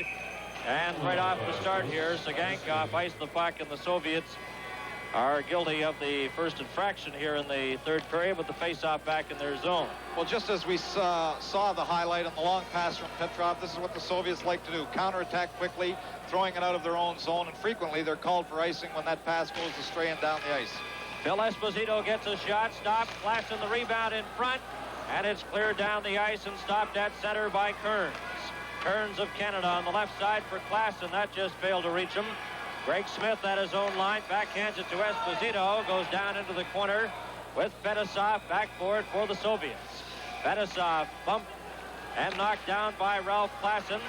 Esposito, watched by Harlamov, has the puck on the left wing side and clears it in. Fetisov stopped. Here's a chance for Ron Ellis. Lets it go. Stopped Esposito the rebound, and he was tied up by Fetisov. Klassen goes in behind the net, tries to get it in front to Ellis. It's fired ahead by the Soviet player's glove, and it's whistled down by the referee, Sepponen. Well, Ron Ellis was standing all by himself in front of the net and yelling, "Ralph, Ralph," trying to get that puck out because he was home free in front of the net when two Soviet defenders were caught behind the goal line. If Klassen could have got that puck out, perhaps we would have had the second team can the goal of the night. 59 seconds have been played in the third period, and the Soviets, after a 1-1 tie in the first, scored 4 goals in the second period. McKechnie gets it back to Russell, stops it at the line. Babanov goes in behind his own goal for the Soviets. Out in front to Yakashev, checked by Karel Vadnais, forced to go back. Shadrin, number 19, a pass on the right wing side to Maltsev. Maltsev and Phil Russell fall. Vadnais picks up the puck, watched by Shadrin, gets it around the boards to McKechnie. McKechnie then clears it out. Here's Kronovo over the line. Luchenko ties him up. Kronovo spins away, gets the puck in front to Russell. Russell at the side of the net, in front, and it's stopped as McAdam let it go. McAdam tries to get it back. It's cleared to an open wing. Yakashev has it for the Soviets. Let it go to Shadrin. Shadrin to Maltsev. His shot. Tony Esposito stops that, and Vadnais brings it back for Canada. Straight up the middle. We played 2 minutes here in the third period. Look. Team Canada player falls. It's over on the far side. Maltsev brings it over the line, watched by Russell. In behind the net, in front, a shot to score! Yakashev. Yakashev set up in front, fired it past Tony Esposito. Well, this is what we saw in the previous game from the highlights of Czechoslovakia. We see the Soviet player Maltsev go behind the net, and that extra 3 feet behind the goal, rather than going all the way behind the goal, they throw it back just as they're going behind. Yakashev is not tied up in front of the net, and he simply shoots the puck by Tony Esposito. Time of the goal, 2 minutes and 8 seconds of the third period. It's 6-1 for the Soviets over Canada, and the puck is cleared down the ice, and that'll be icing against the Soviets. Czechoslovakia earlier tonight defeated Sweden 2-1. Czechoslovakia leads with 15 points in the World Championships, and they'll play Canada on Sunday, and we'll have that game for you on the full CTV network. Paymont in the penalty box. Well, there we have Rod Gilbert, who has sat out a few penalties this evening himself, and he's a little frustrated, throwing his stick a little up in the air as he goes back to the Team Canada bench. Paymont in the penalty box for Canada. LaRouche still serving time in his misconduct. He's standing up there. Face-off directly in front of Tretьяк outside the Soviet blue line. Back to Kearns. Kearns to Phil Esposito. And he's out there with Ellis killing off this penalty. Phil Esposito stops at the Soviet line. Watched by Zlutov. Still has the puck, going in with Ellis to the Soviet line, then clears it over, goes after the puck again, and covering up is Petrov, or rather Balderis. Balderis breaks away for the Soviets, in with Zlutov and Kapustin. Kapustin takes the pass, drops it back to Pervukin. He gets set, stopped by Tony Esposito. The rebound, Esposito stops that. Taken at the side. Here's Pervukin of the Soviets. Watched by Kern. Soviets on the power play. Kapustin drops it back. Back to Kapustin. Back to Pervukin. His shot, and that's wide of the Team Canada goal, and Phil Esposito has it. And he clears it down the ice with 1 minute and 3 seconds remaining in the penalty to Paymont. 6-1, the Soviets leading Team Canada. Soviets bring it back out. Petrov, a pass on the right wing side. Balderis stops. Drops it back to the line to Harlamov. Harlamov tries to get it over in front. McKechnie then has it for Canada. Out to Pronovo, and it goes sailing down the ice, and Pronovo goes after it with Fetisov. Fetisov gives it to Vasiliev. Soviets come back again. Mikhailov to Harlamov, in over the line. His shot goes over the top of the net. Vasiliev on the far side keeps it in. Stopped there by Petrov. He gets set, fakes a shot, took a weak one that hit Vadnais. And McKechnie has it for Canada. McKechnie backhands it off the boards down the ice with 10 seconds remaining in Paymont's penalty. Soviets bring it back out. Vasiliev to Mikhailov on the right side. Then a return pass to Harlamov. Delayed penalty coming up here to Canada as Russell goes over to get the puck. Petrov was stopped and flattened on the far side, and there's a Canadian penalty just as they return to full strength. Well, McKechnie just took a slash, a two-hander, and hit Petrov over the ankle. There you see Petrov limping his way to the Soviet bench. But again, Team Canada's penalized. They get the 2 minutes, but it was a slash.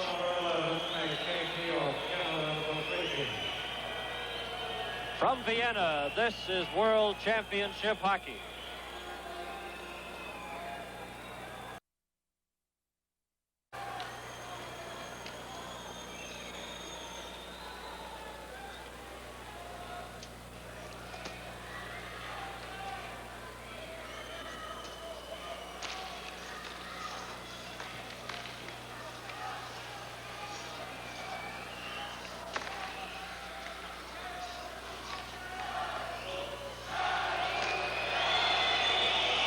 To the action, the shot, and that's stopped by Esposito.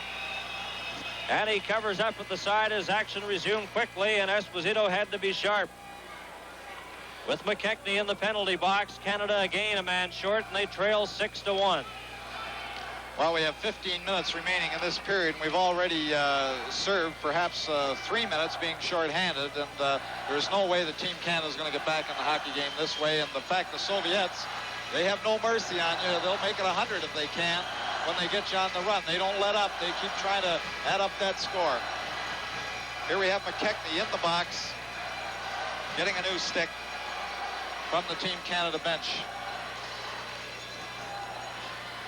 This is the Soviets' 9th game. They've scored 74 goals in 9 games up to this point. And they lead this one by 5, 6-1. Greg Smith clears the puck down the ice, and it goes right into the Soviet corner with Luchenko back after it, watched by Ellis. Luchenko stops, gives it to Yakushev. Yakushev goes behind his own goal. Esposito got a piece of the puck, but he carries on, then Esposito steals it. Inside the line, the puck goes loose, and Babanov covers up for the Soviets to Yakushev. Yakushev on the left wing side. Tried to get around Dennis Kearns, was stopped. Luchenko overskated the puck as he tried to get a shot away. Babanov. Soviets on the power play, 1 minute and 5 seconds remaining in the minor penalty to McKechnie. Luchenko ahead to Mальцев, going up with Yakushev and Shadrin over the Team Canada line. Mальцев takes it over to the far side, drops it back to Babanov, back into the side, in front, a shot.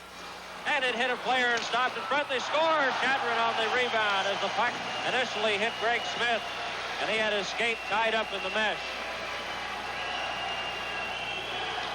Well, Mальцев made the play on the goal. Here we have the puck from Babanov at the point. Mальцев comes in from the side, penetrates the zone, moves to the side. The first shot hits the post, comes right out to Shadrin. Greg Smith trying to do his best to cover up with Dennis Kearns, but Shadrin just has to flip it over top. But Mальцев moved right into the center of that Team Canada defensive box, being short-handed, and makes the score 7-1. Goal scorer number 19. Back to the action. The puck goes to Vasiliev. Power play goal for the Soviets. They lead 7-1. And Pervukin clears it up on the right side. Balderas takes it over the line. Watched by Russell. Does a little dipsy-doodling there. The puck goes loose. Vadnais goes after it. As Russell and Balderas mix it up a little. Russell at center. Back over the line to Merrick, but Pronovo was offside. 13 minutes and 53 seconds remaining in the third period. Wayne Merrick, number 12 for Team Canada, a native of Sarnia, Ontario, has scored 3 goals in the championships for Team Canada. He's been used a little as a winger when there were injuries as well to Sharon and the other Team Canada left winger Klassen. He's filled in at the wing as well as being a center. Here's a break for the Soviets. Kapustin takes the puck going over the line. Pass in front. Shot to score. Balderis. Balderis set up perfectly by Kapustin. Makes it 8-1. Well, here we have the perfect example of the long Soviet pass coming out of their own zone. The quick counterattack. Here it comes up to, you don't see him here, but here's Kapustin picking it up, the long pass. Holds. Across to Balderis on his forehand. Shoots the puck over Tony Esposito. From Vienna, this is World Championship Hockey. Balderis nach Pastelma, Kapustin sowie Nummer 22, Schluchtow. Goal scored by number 26, Balderis. Assisted by number 8, Kapustin, and number 22, Schluchtow.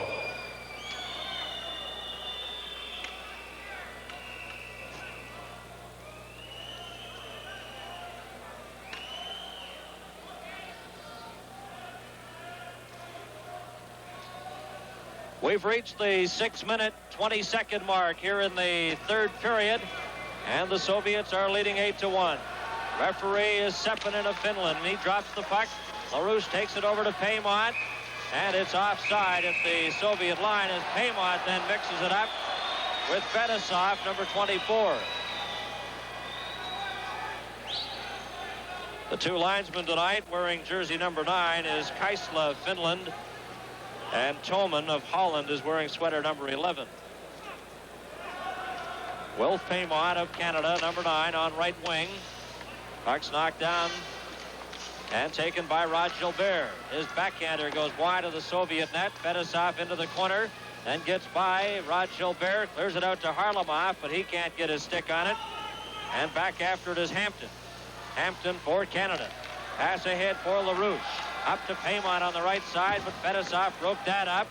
Soviets come back. Harlamov to Mikhailov, but he can't reach it. Into the corner, Hampton bumps into Mikhailov.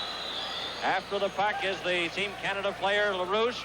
To Paymont, back to LaRouche, and the pass is ahead of him.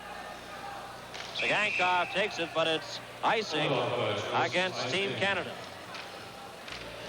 You know, Tom, I've never seen so many Canadian flags and sweaters in one rink before, and the Canadian fans here, no question about it, having a ball, and they don't really have to worry about anything going home because the Air Canada people have literally been working around the clock, filling every request here, and they are to be congratulated. Back to the action, the puck into the corner, taken by Greg Smith. He's stopped by Mальцев. In to help out is Esposito to Klassen, but it's stopped there by Babanov, and then Esposito takes it from him to Dennis Kearns. Kearns, number 6, to Esposito. Back to Kearns. Smith takes it on the left side to the Soviet line, gets a shot, and Tretjak deflects it into the corner. Greg Smith behind the net in front for Ellis, and he lets a shot go wide. Ellis has it again to Esposito, bounces off his stick. Smith at the point, gets the pass from Esposito, and his shot is deflected wide of the Soviet goal. 7 minutes and 52 seconds have been played here in the third period. Smith after the puck again, watched by Mальцев.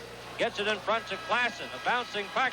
Here's a backhander by Esposito, stopped by Tretjak, and Esposito collides with Tretjak. Klassen in the corner. In front for Esposito. Here's Ellis, his shot, and Tretjak stops that. Shadrin on the right side as the Soviets try to get it out. Yakashev will try. Up the left wing side to center. Watched by Kern. Gets a shot kicked out by Tony Esposito. And Klassen brings it back for Canada. Ahead to Kronovo. Kronovo into the corner. Checked by Luchenko. Goes after the puck. Has it. Can't get his stick on it. Finally does. Merrick goes in to help out. Back to Kronovo.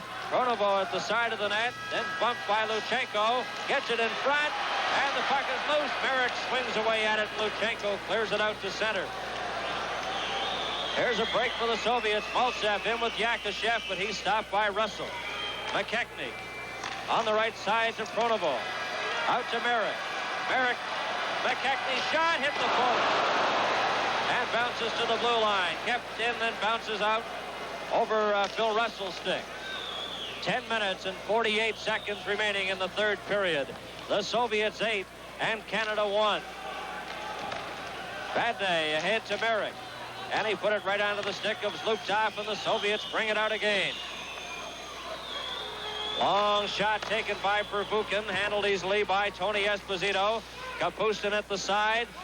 Drops it back to the line. Vasiliev gives it back. There's a shot. Esposito stops that, and Russell has it. Russell for Canada ahead to Merrick. To McKechnie. Up with Paymon. And 10 minutes, 13 seconds remaining. The horn will go to change ends here at the midway point. There's a shot. And that's stopped by Tretjak as Paymon let it go. McAdam at center with 3 seconds. Dallas Smith inside the line. The horn goes as we head into the final 10 minutes. This is World Championship Hockey on CTV.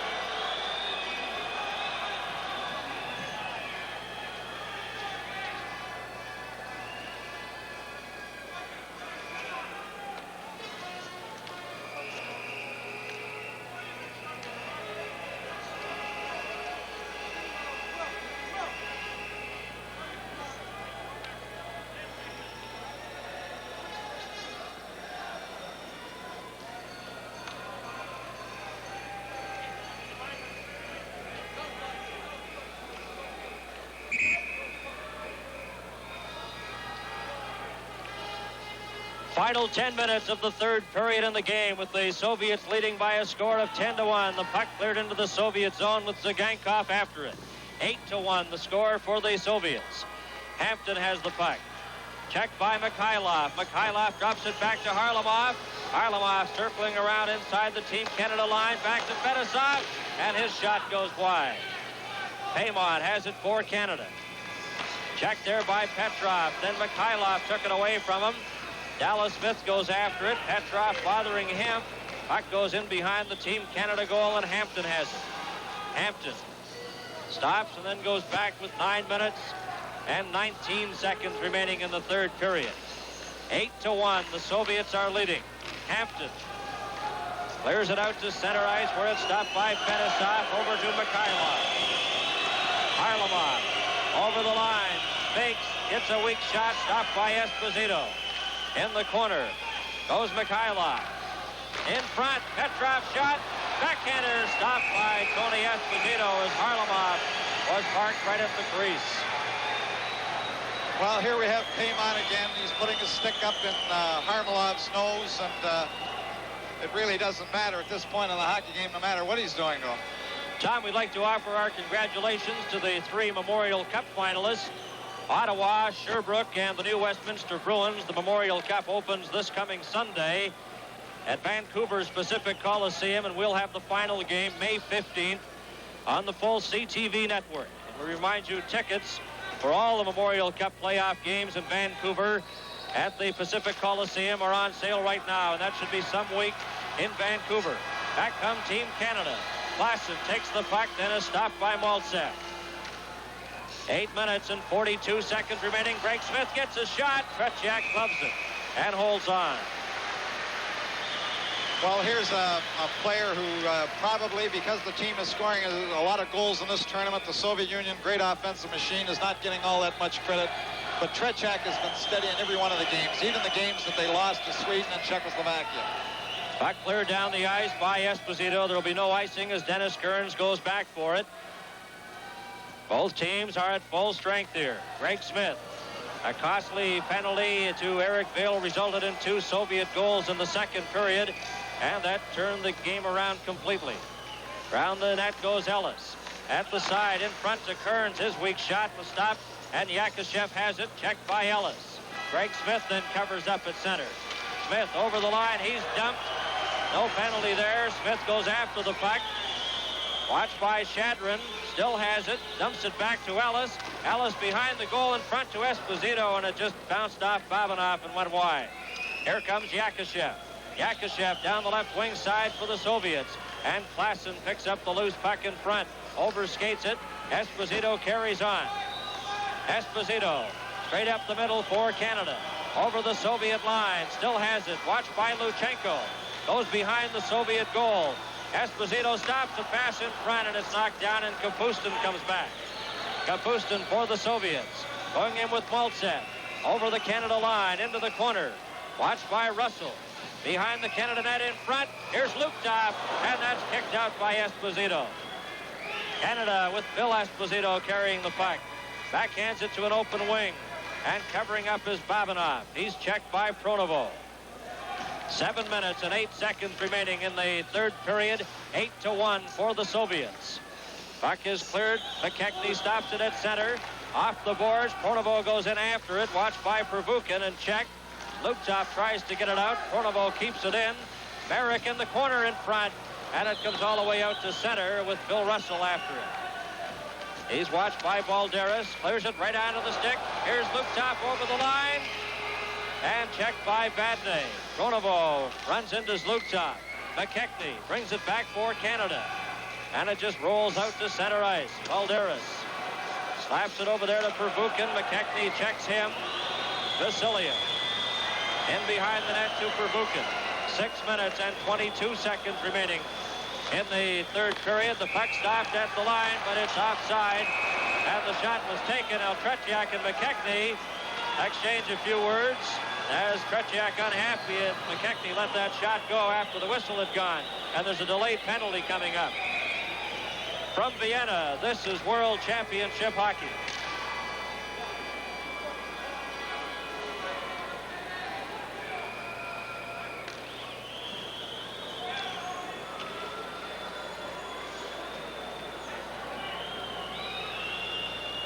As soon as we get a break, Marcel. 2 period away. McKechnie leading Scott Chase. 2 minutes penalty for number 11. McKechnie of Canada for cross-checking. Cross-checking penalty to McKechnie of Canada with 6 minutes and 18 seconds remaining in the third period. So the Soviets with a power play. Face off just outside their blue line. McAdam fires it on goal. And into the corner is Fedosov for the Soviets. In front is Zagankov. Soviets leading 8-1. Petrov gets by McAdam. Takes the puck up the middle. Over to Mikhailov. Mikhailov to the Team Canada line and over. Backhands it to the far side. Soviets in the Team Canada zone. And Canada a man short. Mikhailov moves in front, and Harlamov took that pass but couldn't get a shot away. Zagankov over to Mikhailov. Mikhailov drops it back to Zagankov. Mikhailov gets it again at the top of the circle, moves in front, a shot. Esposito kicks it out, the rebound, and Harlamov let that go wide. Soviets still with possession. There's a shot from the side, and Tony Esposito covers up. And we have with us now the Canadian referee here at the World Championships, Marcel Vaillancourt. And Marcel, I don't know what your comment is on the officiating. It puts you in a bad position, but it has been questionable, I would say. Definitely, the refereeing here is quite difficult because 7 referees, we are now 7 refereeing here, and what happens, we come all from different countries, and it's hard to come to uniformity. They are not calling here interference, and that's what frustrates some of the Canadian players. They are getting interference, and then they get back with their stick. And this frustrates the Canadian players. This has been through the whole tournament. And I think more interference should be called. What about the penalty handed out to Eric Vail, the fact that he was tossed out of the game? How did you see that? Well, the way I saw that, I think it should have been a 5-minute major. I don't like to take against official, but I think it should have been a 5-minute major and not a 10-minute shorthanded and a match penalty at the same time. I think this was a little too severe. Well, Marcel, it was mentioned, too, that he had missed the next game. Is that the ruling? Do you understand it? I don't know the ruling of this, if they miss the next game or not. That'll come from the... From the board of directors, yes. Right. Marcel Vaillancourt, thanks for dropping by, and perhaps we get another comment from the Canadian official who is watching this game up in our telecast location here at the Stadthalle in Vienna. And we have 4 minutes and 30 seconds remaining in the third period. 8-1 for the Soviets. Mальцев gave it right to Phil Esposito.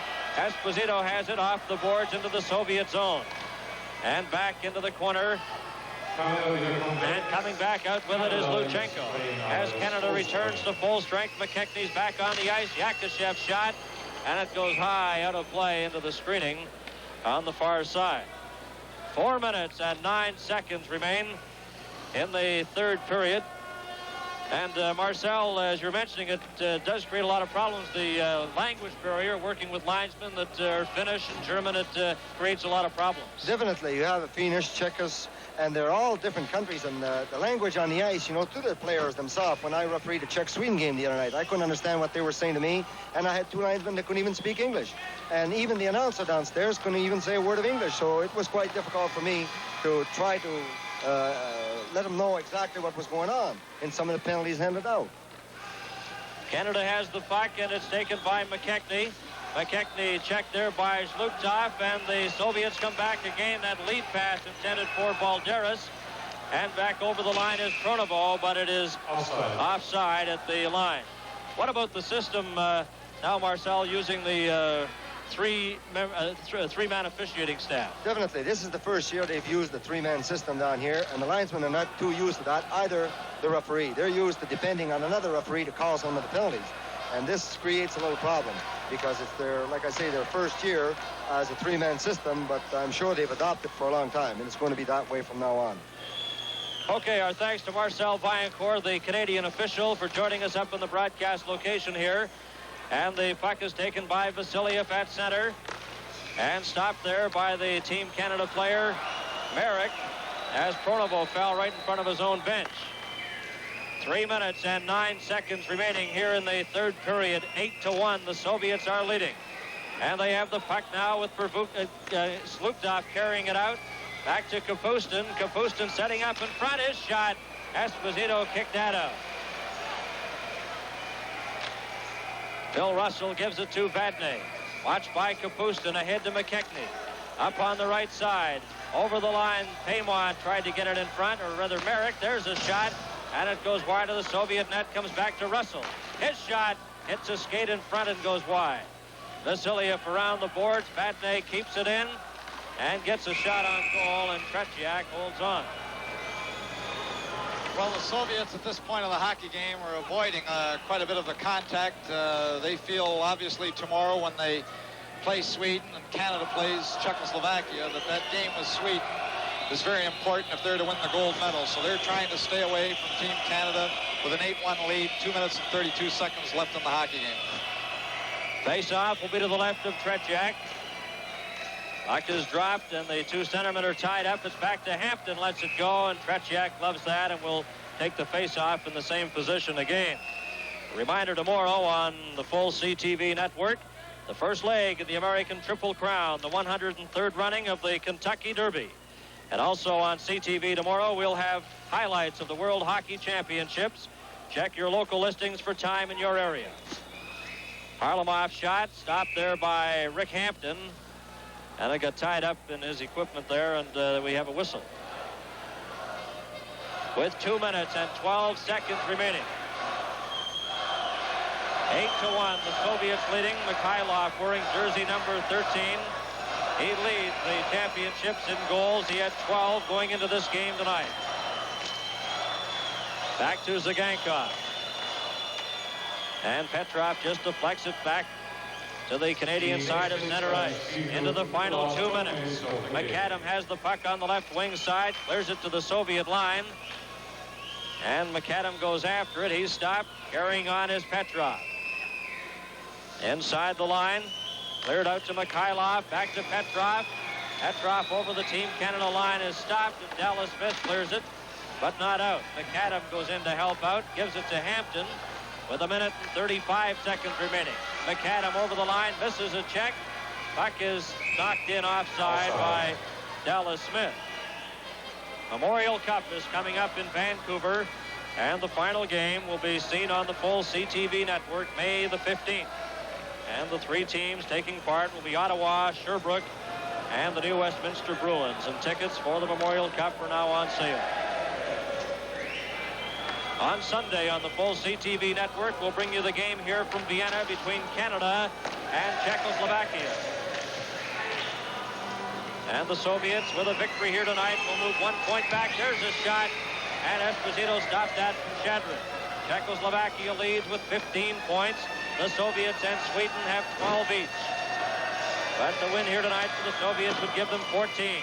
Esposito in behind the Soviet net, takes it in front, and his backhander goes wide. Ellis has it in the corner. In front for Esposito, a backhander, and Tretьяк kicks that out. Dennis Kearns drops it back to Greg Smith. His shot deflected wide. And we have 49 seconds remaining in the third period. Ellis tries to set up Kearns, and the Soviets come back. Mальцев on the right side, going in with Yakashev and Shadrin. Bouncing puck goes wide of the Team Canada goal. 35 seconds remaining. Mальцев in the corner is bumped. Greg Smith has lost his stick. Puck cleared but not out. Smith picks up the stick, and Dennis Kearns has the puck. Kearns, a pass on the left side for Ralph Klassen, too far, and it's icing against Canada with 21 seconds remaining. And Tom, one has to be disappointed in the performance of Team Canada tonight. Well, at this point, 11-1 in the last game and 8-1 at this point in the hockey game, 19-2 in 2 games. It couldn't be more decisive than that. I'd like to convey our thanks at this time to Carling O'Keefe and General Motors of Canada for their sponsorship of the telecast on CTV and also their sponsorship of Team Canada. 12 seconds remain as the Canadians are again called for icing with the face-off back into their zone. Earlier tonight, Czechoslovakia defeated Sweden 2-1. And Czechoslovakia, the reigning world champions, lead with 15 points. The Soviets will be second after this game with 14. Sweden has 12, Canada 11. Bill Russell has the puck, a lead pass on the left side, goes to Wayne Merrick. In front, a shot by McKechnie with 3 seconds into the corner. Kronovo is dumped, the puck goes loose as the horn goes. And the game is over. And the Soviet Union completely overpowering Team Canada. After they battled through a 1-1 first period tie, the Soviets scored 4 goals in the second period. And overall, the Soviets outshot Canada 43-28, including a 17-15 margin in that third period. Well, Bernie, you can't help wondering, maybe we're slow learners. I don't know what it is, but we have to stay out of the box. We can't get the stupid penalties. We lose the hockey game tonight 8-1. The Soviet Union got 4 power play goals, and I can't help but feel that we just have to stay out of the penalty box, and we have to play even sides, or we even hope to stay with this Soviet team. And consistent officiating would also help a little, too. Here's the Soviet national anthem.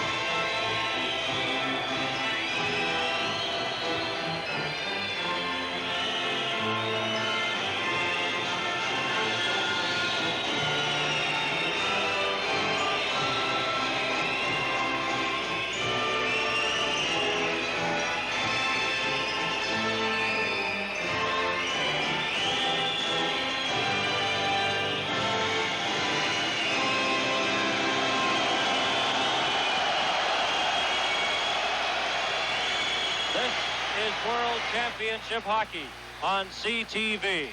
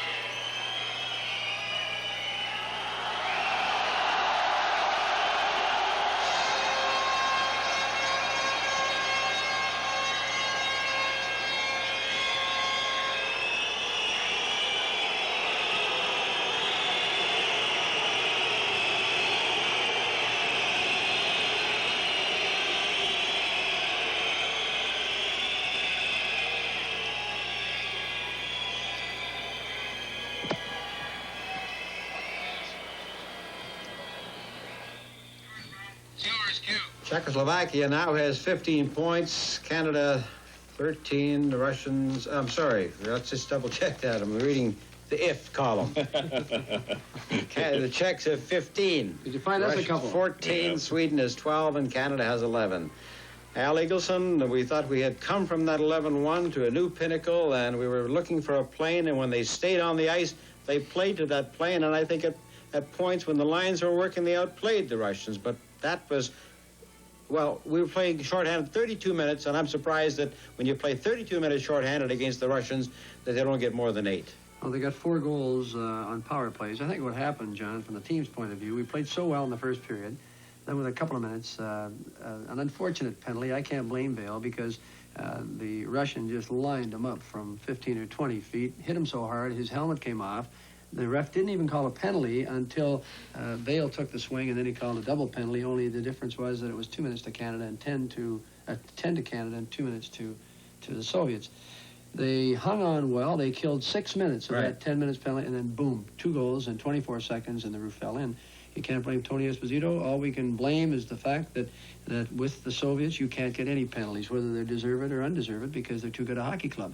We've got to come out now on Sunday and play against the Czechs the way they played against them the last time, and beat them, win the game, and slide into third place. Well, we slide into third place if we beat the Czechs, of course, Al, and if the Russians either beat or tie the Swedes. Well, that's the way it works. We should have had a saliva test on the Soviets after the Swedes beat them, because the Swedes aren't even in the same league. But the question I'd like to ask you, it seems to me that this always happens. I don't just mean now the bad penalties we take, and there were bad penalties tonight, and that's what killed us. The thing that I wonder about is we seem to get up much too high, and we should be calming things down. The players go out there, and they're practically frothing at the mouth. No, I don't think that's a fair statement, Bill. You don't? In the first period, I would say our team played a very disciplined game of hockey. They played very disciplined for the first 5 minutes of the second period. When Yakushev threw in the high one, and then 24 seconds later, demoralization set in, and then suddenly, instead of trying to play a disciplined style, everybody was trying to play catch-up hockey. You take a look at the replays on the 4th goal and the 5th goal for the Soviets. We had the play in their end for about 30 or 40 seconds. Out they come and bounce one in off the side. On the 5th one, Walter McKechnie's floating back after killing a penalty, steal the puck off his stick, and it goes in, and it's 5-1. What was the reaction around, or I don't know how much time, if you spent any around the dressing room, but what was the feeling before and during the game? Before the game, the emotional thing. I think just as in the Canada Cup, September 11th last year, the high comes when the Russians come to town. And the tough thing to do against the Russians is to keep on a high plane when you don't have the level of ability that's required. And it's we have to be realistic. I don't agree with Serge Savard when he refers to these players as the NHL garbage. I don't think that's a fair comment, and I'm ashamed of him for having said that. But they're certainly not the NHL elite. They do have to dig down deeper and come up with every ounce of their ability and every ounce of their discipline for every minute of each game. Well, tell me, Al, you disagree with me in my feeling that they're much too high emotionally. Let me ask you this. How are you going to get them to a plane where they're not going to take stupid penalties? And I don't just mean this series. I mean almost every series we play. Stupid penalties come out of frustration. And I think we had a lot of frustrated hockey players out there tonight. But the Russians and the Czechs play the same kind of hockey. Against the Czechs, our wingers just picked up their wingers, went up and down that ice, and threw that puck into that centerman, and they made beautiful hockey. I think they played beautiful hockey. I think if the Czechs had had a 10-minute advantage, we would have fallen apart. I think that the 10-minute penalty broke our hearts, and it's unfortunate because when I talked to Sepponen between the periods, he didn't even understand what he had called. He said, oh, it was a deliberate attempt to injure, and he had struck him on the head. And yet it turned out that the strike wasn't on the head. Do you really think that refereeing beat us tonight? No, I think that 10-minute penalty demoralized us, and then we gave the game away any chance there was to catch them. They lost. If you don't think that that 10-minute penalty killed us and gave us frustrations, then we weren't watching the same game. Yeah, well, I agree with that. It's unfortunate that having killed 6 minutes of that and then... Could have been a 5-minute penalty. Right, yeah. But, look, who knows? We were dead last week and everybody buried us. We arose, and now we're getting buried again, and everybody will be honest back in Canada. And the frustrating thing is to see these players working as hard as they do, and everybody now is going to say, oh, we're the bad guys and the no goodies, and then we'll just have to try to climb up the ladder again on Sunday and see what we can do. Well, then everybody should join us. We'll see the highlights of these games tomorrow, and then on Sunday, 9 o'clock Eastern Daylight Time, live across the country. And it'll be Canada and Czechoslovakia. This is World Championship Hockey on CTV.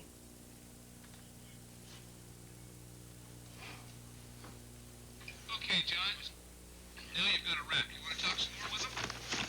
Or do you want to get out in a minute? I'd like to ask him one question. Well, we have one very short question. We got one. You can go 1 minute. Just finish on an upbeat note. Okay, I just want to finish on an upbeat note. I just want to say, look, if we can win a bronze, much better than anything we considered we could do. Okay. 30 seconds. There's 1 minute altogether, including the billboard cue, John. Okay, so you've got time to ask the one question, and and then let you run. And I'll answer that. And 20 seconds. Short answer. We're going to do our best, and we're going to try We got a minute. bronze. Okay. Coming up on the two of you, and you'll have to take it from... Yeah. 5 to your right. Well, Al, there is one point. As we leave this 8-1 demolishing at the hands of the Soviets, let's face it, nobody thought it'd be this bad again. And that is that we can finish with a bronze, which is third place, and that would be better than anybody had predicted for Team Canada in this World Championship before it started. We beat the Swedes, we beat the Russians, we tied the Czechs, now we have to beat them. I don't want to see us back into anything. Let's beat the Czechs on Sunday. Let's have a little help from the Russians to beat the Swedes, and we come home with a medal. Well, one thing about it, win, lose, or whipping, Al always shows up to give us his insight at the end of a hockey game. Al, we appreciate you joining us again at this time. And now, on behalf of Bill and Bernie and Tom and everybody on the gang, this is John Esau reminding you that we'll have our highlights tomorrow of today's game, and this is World Championship Hockey on CTV. The World Hockey Championships have been brought to you by General Motors of Canada Limited and Carling O'Keefe Breweries. We sincerely hope you've enjoyed the game.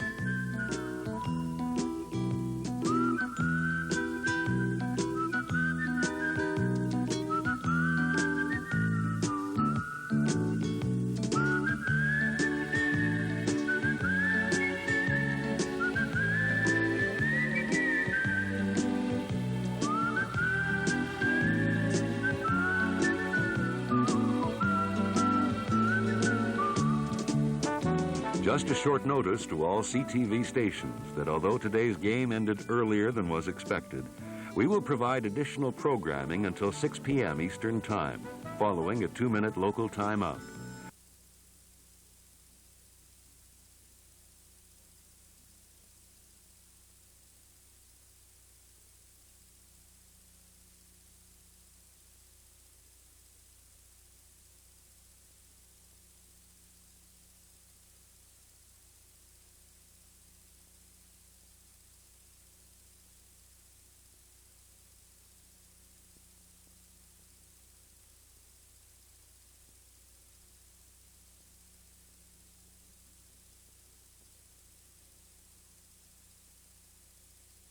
This is the CTV Television Network.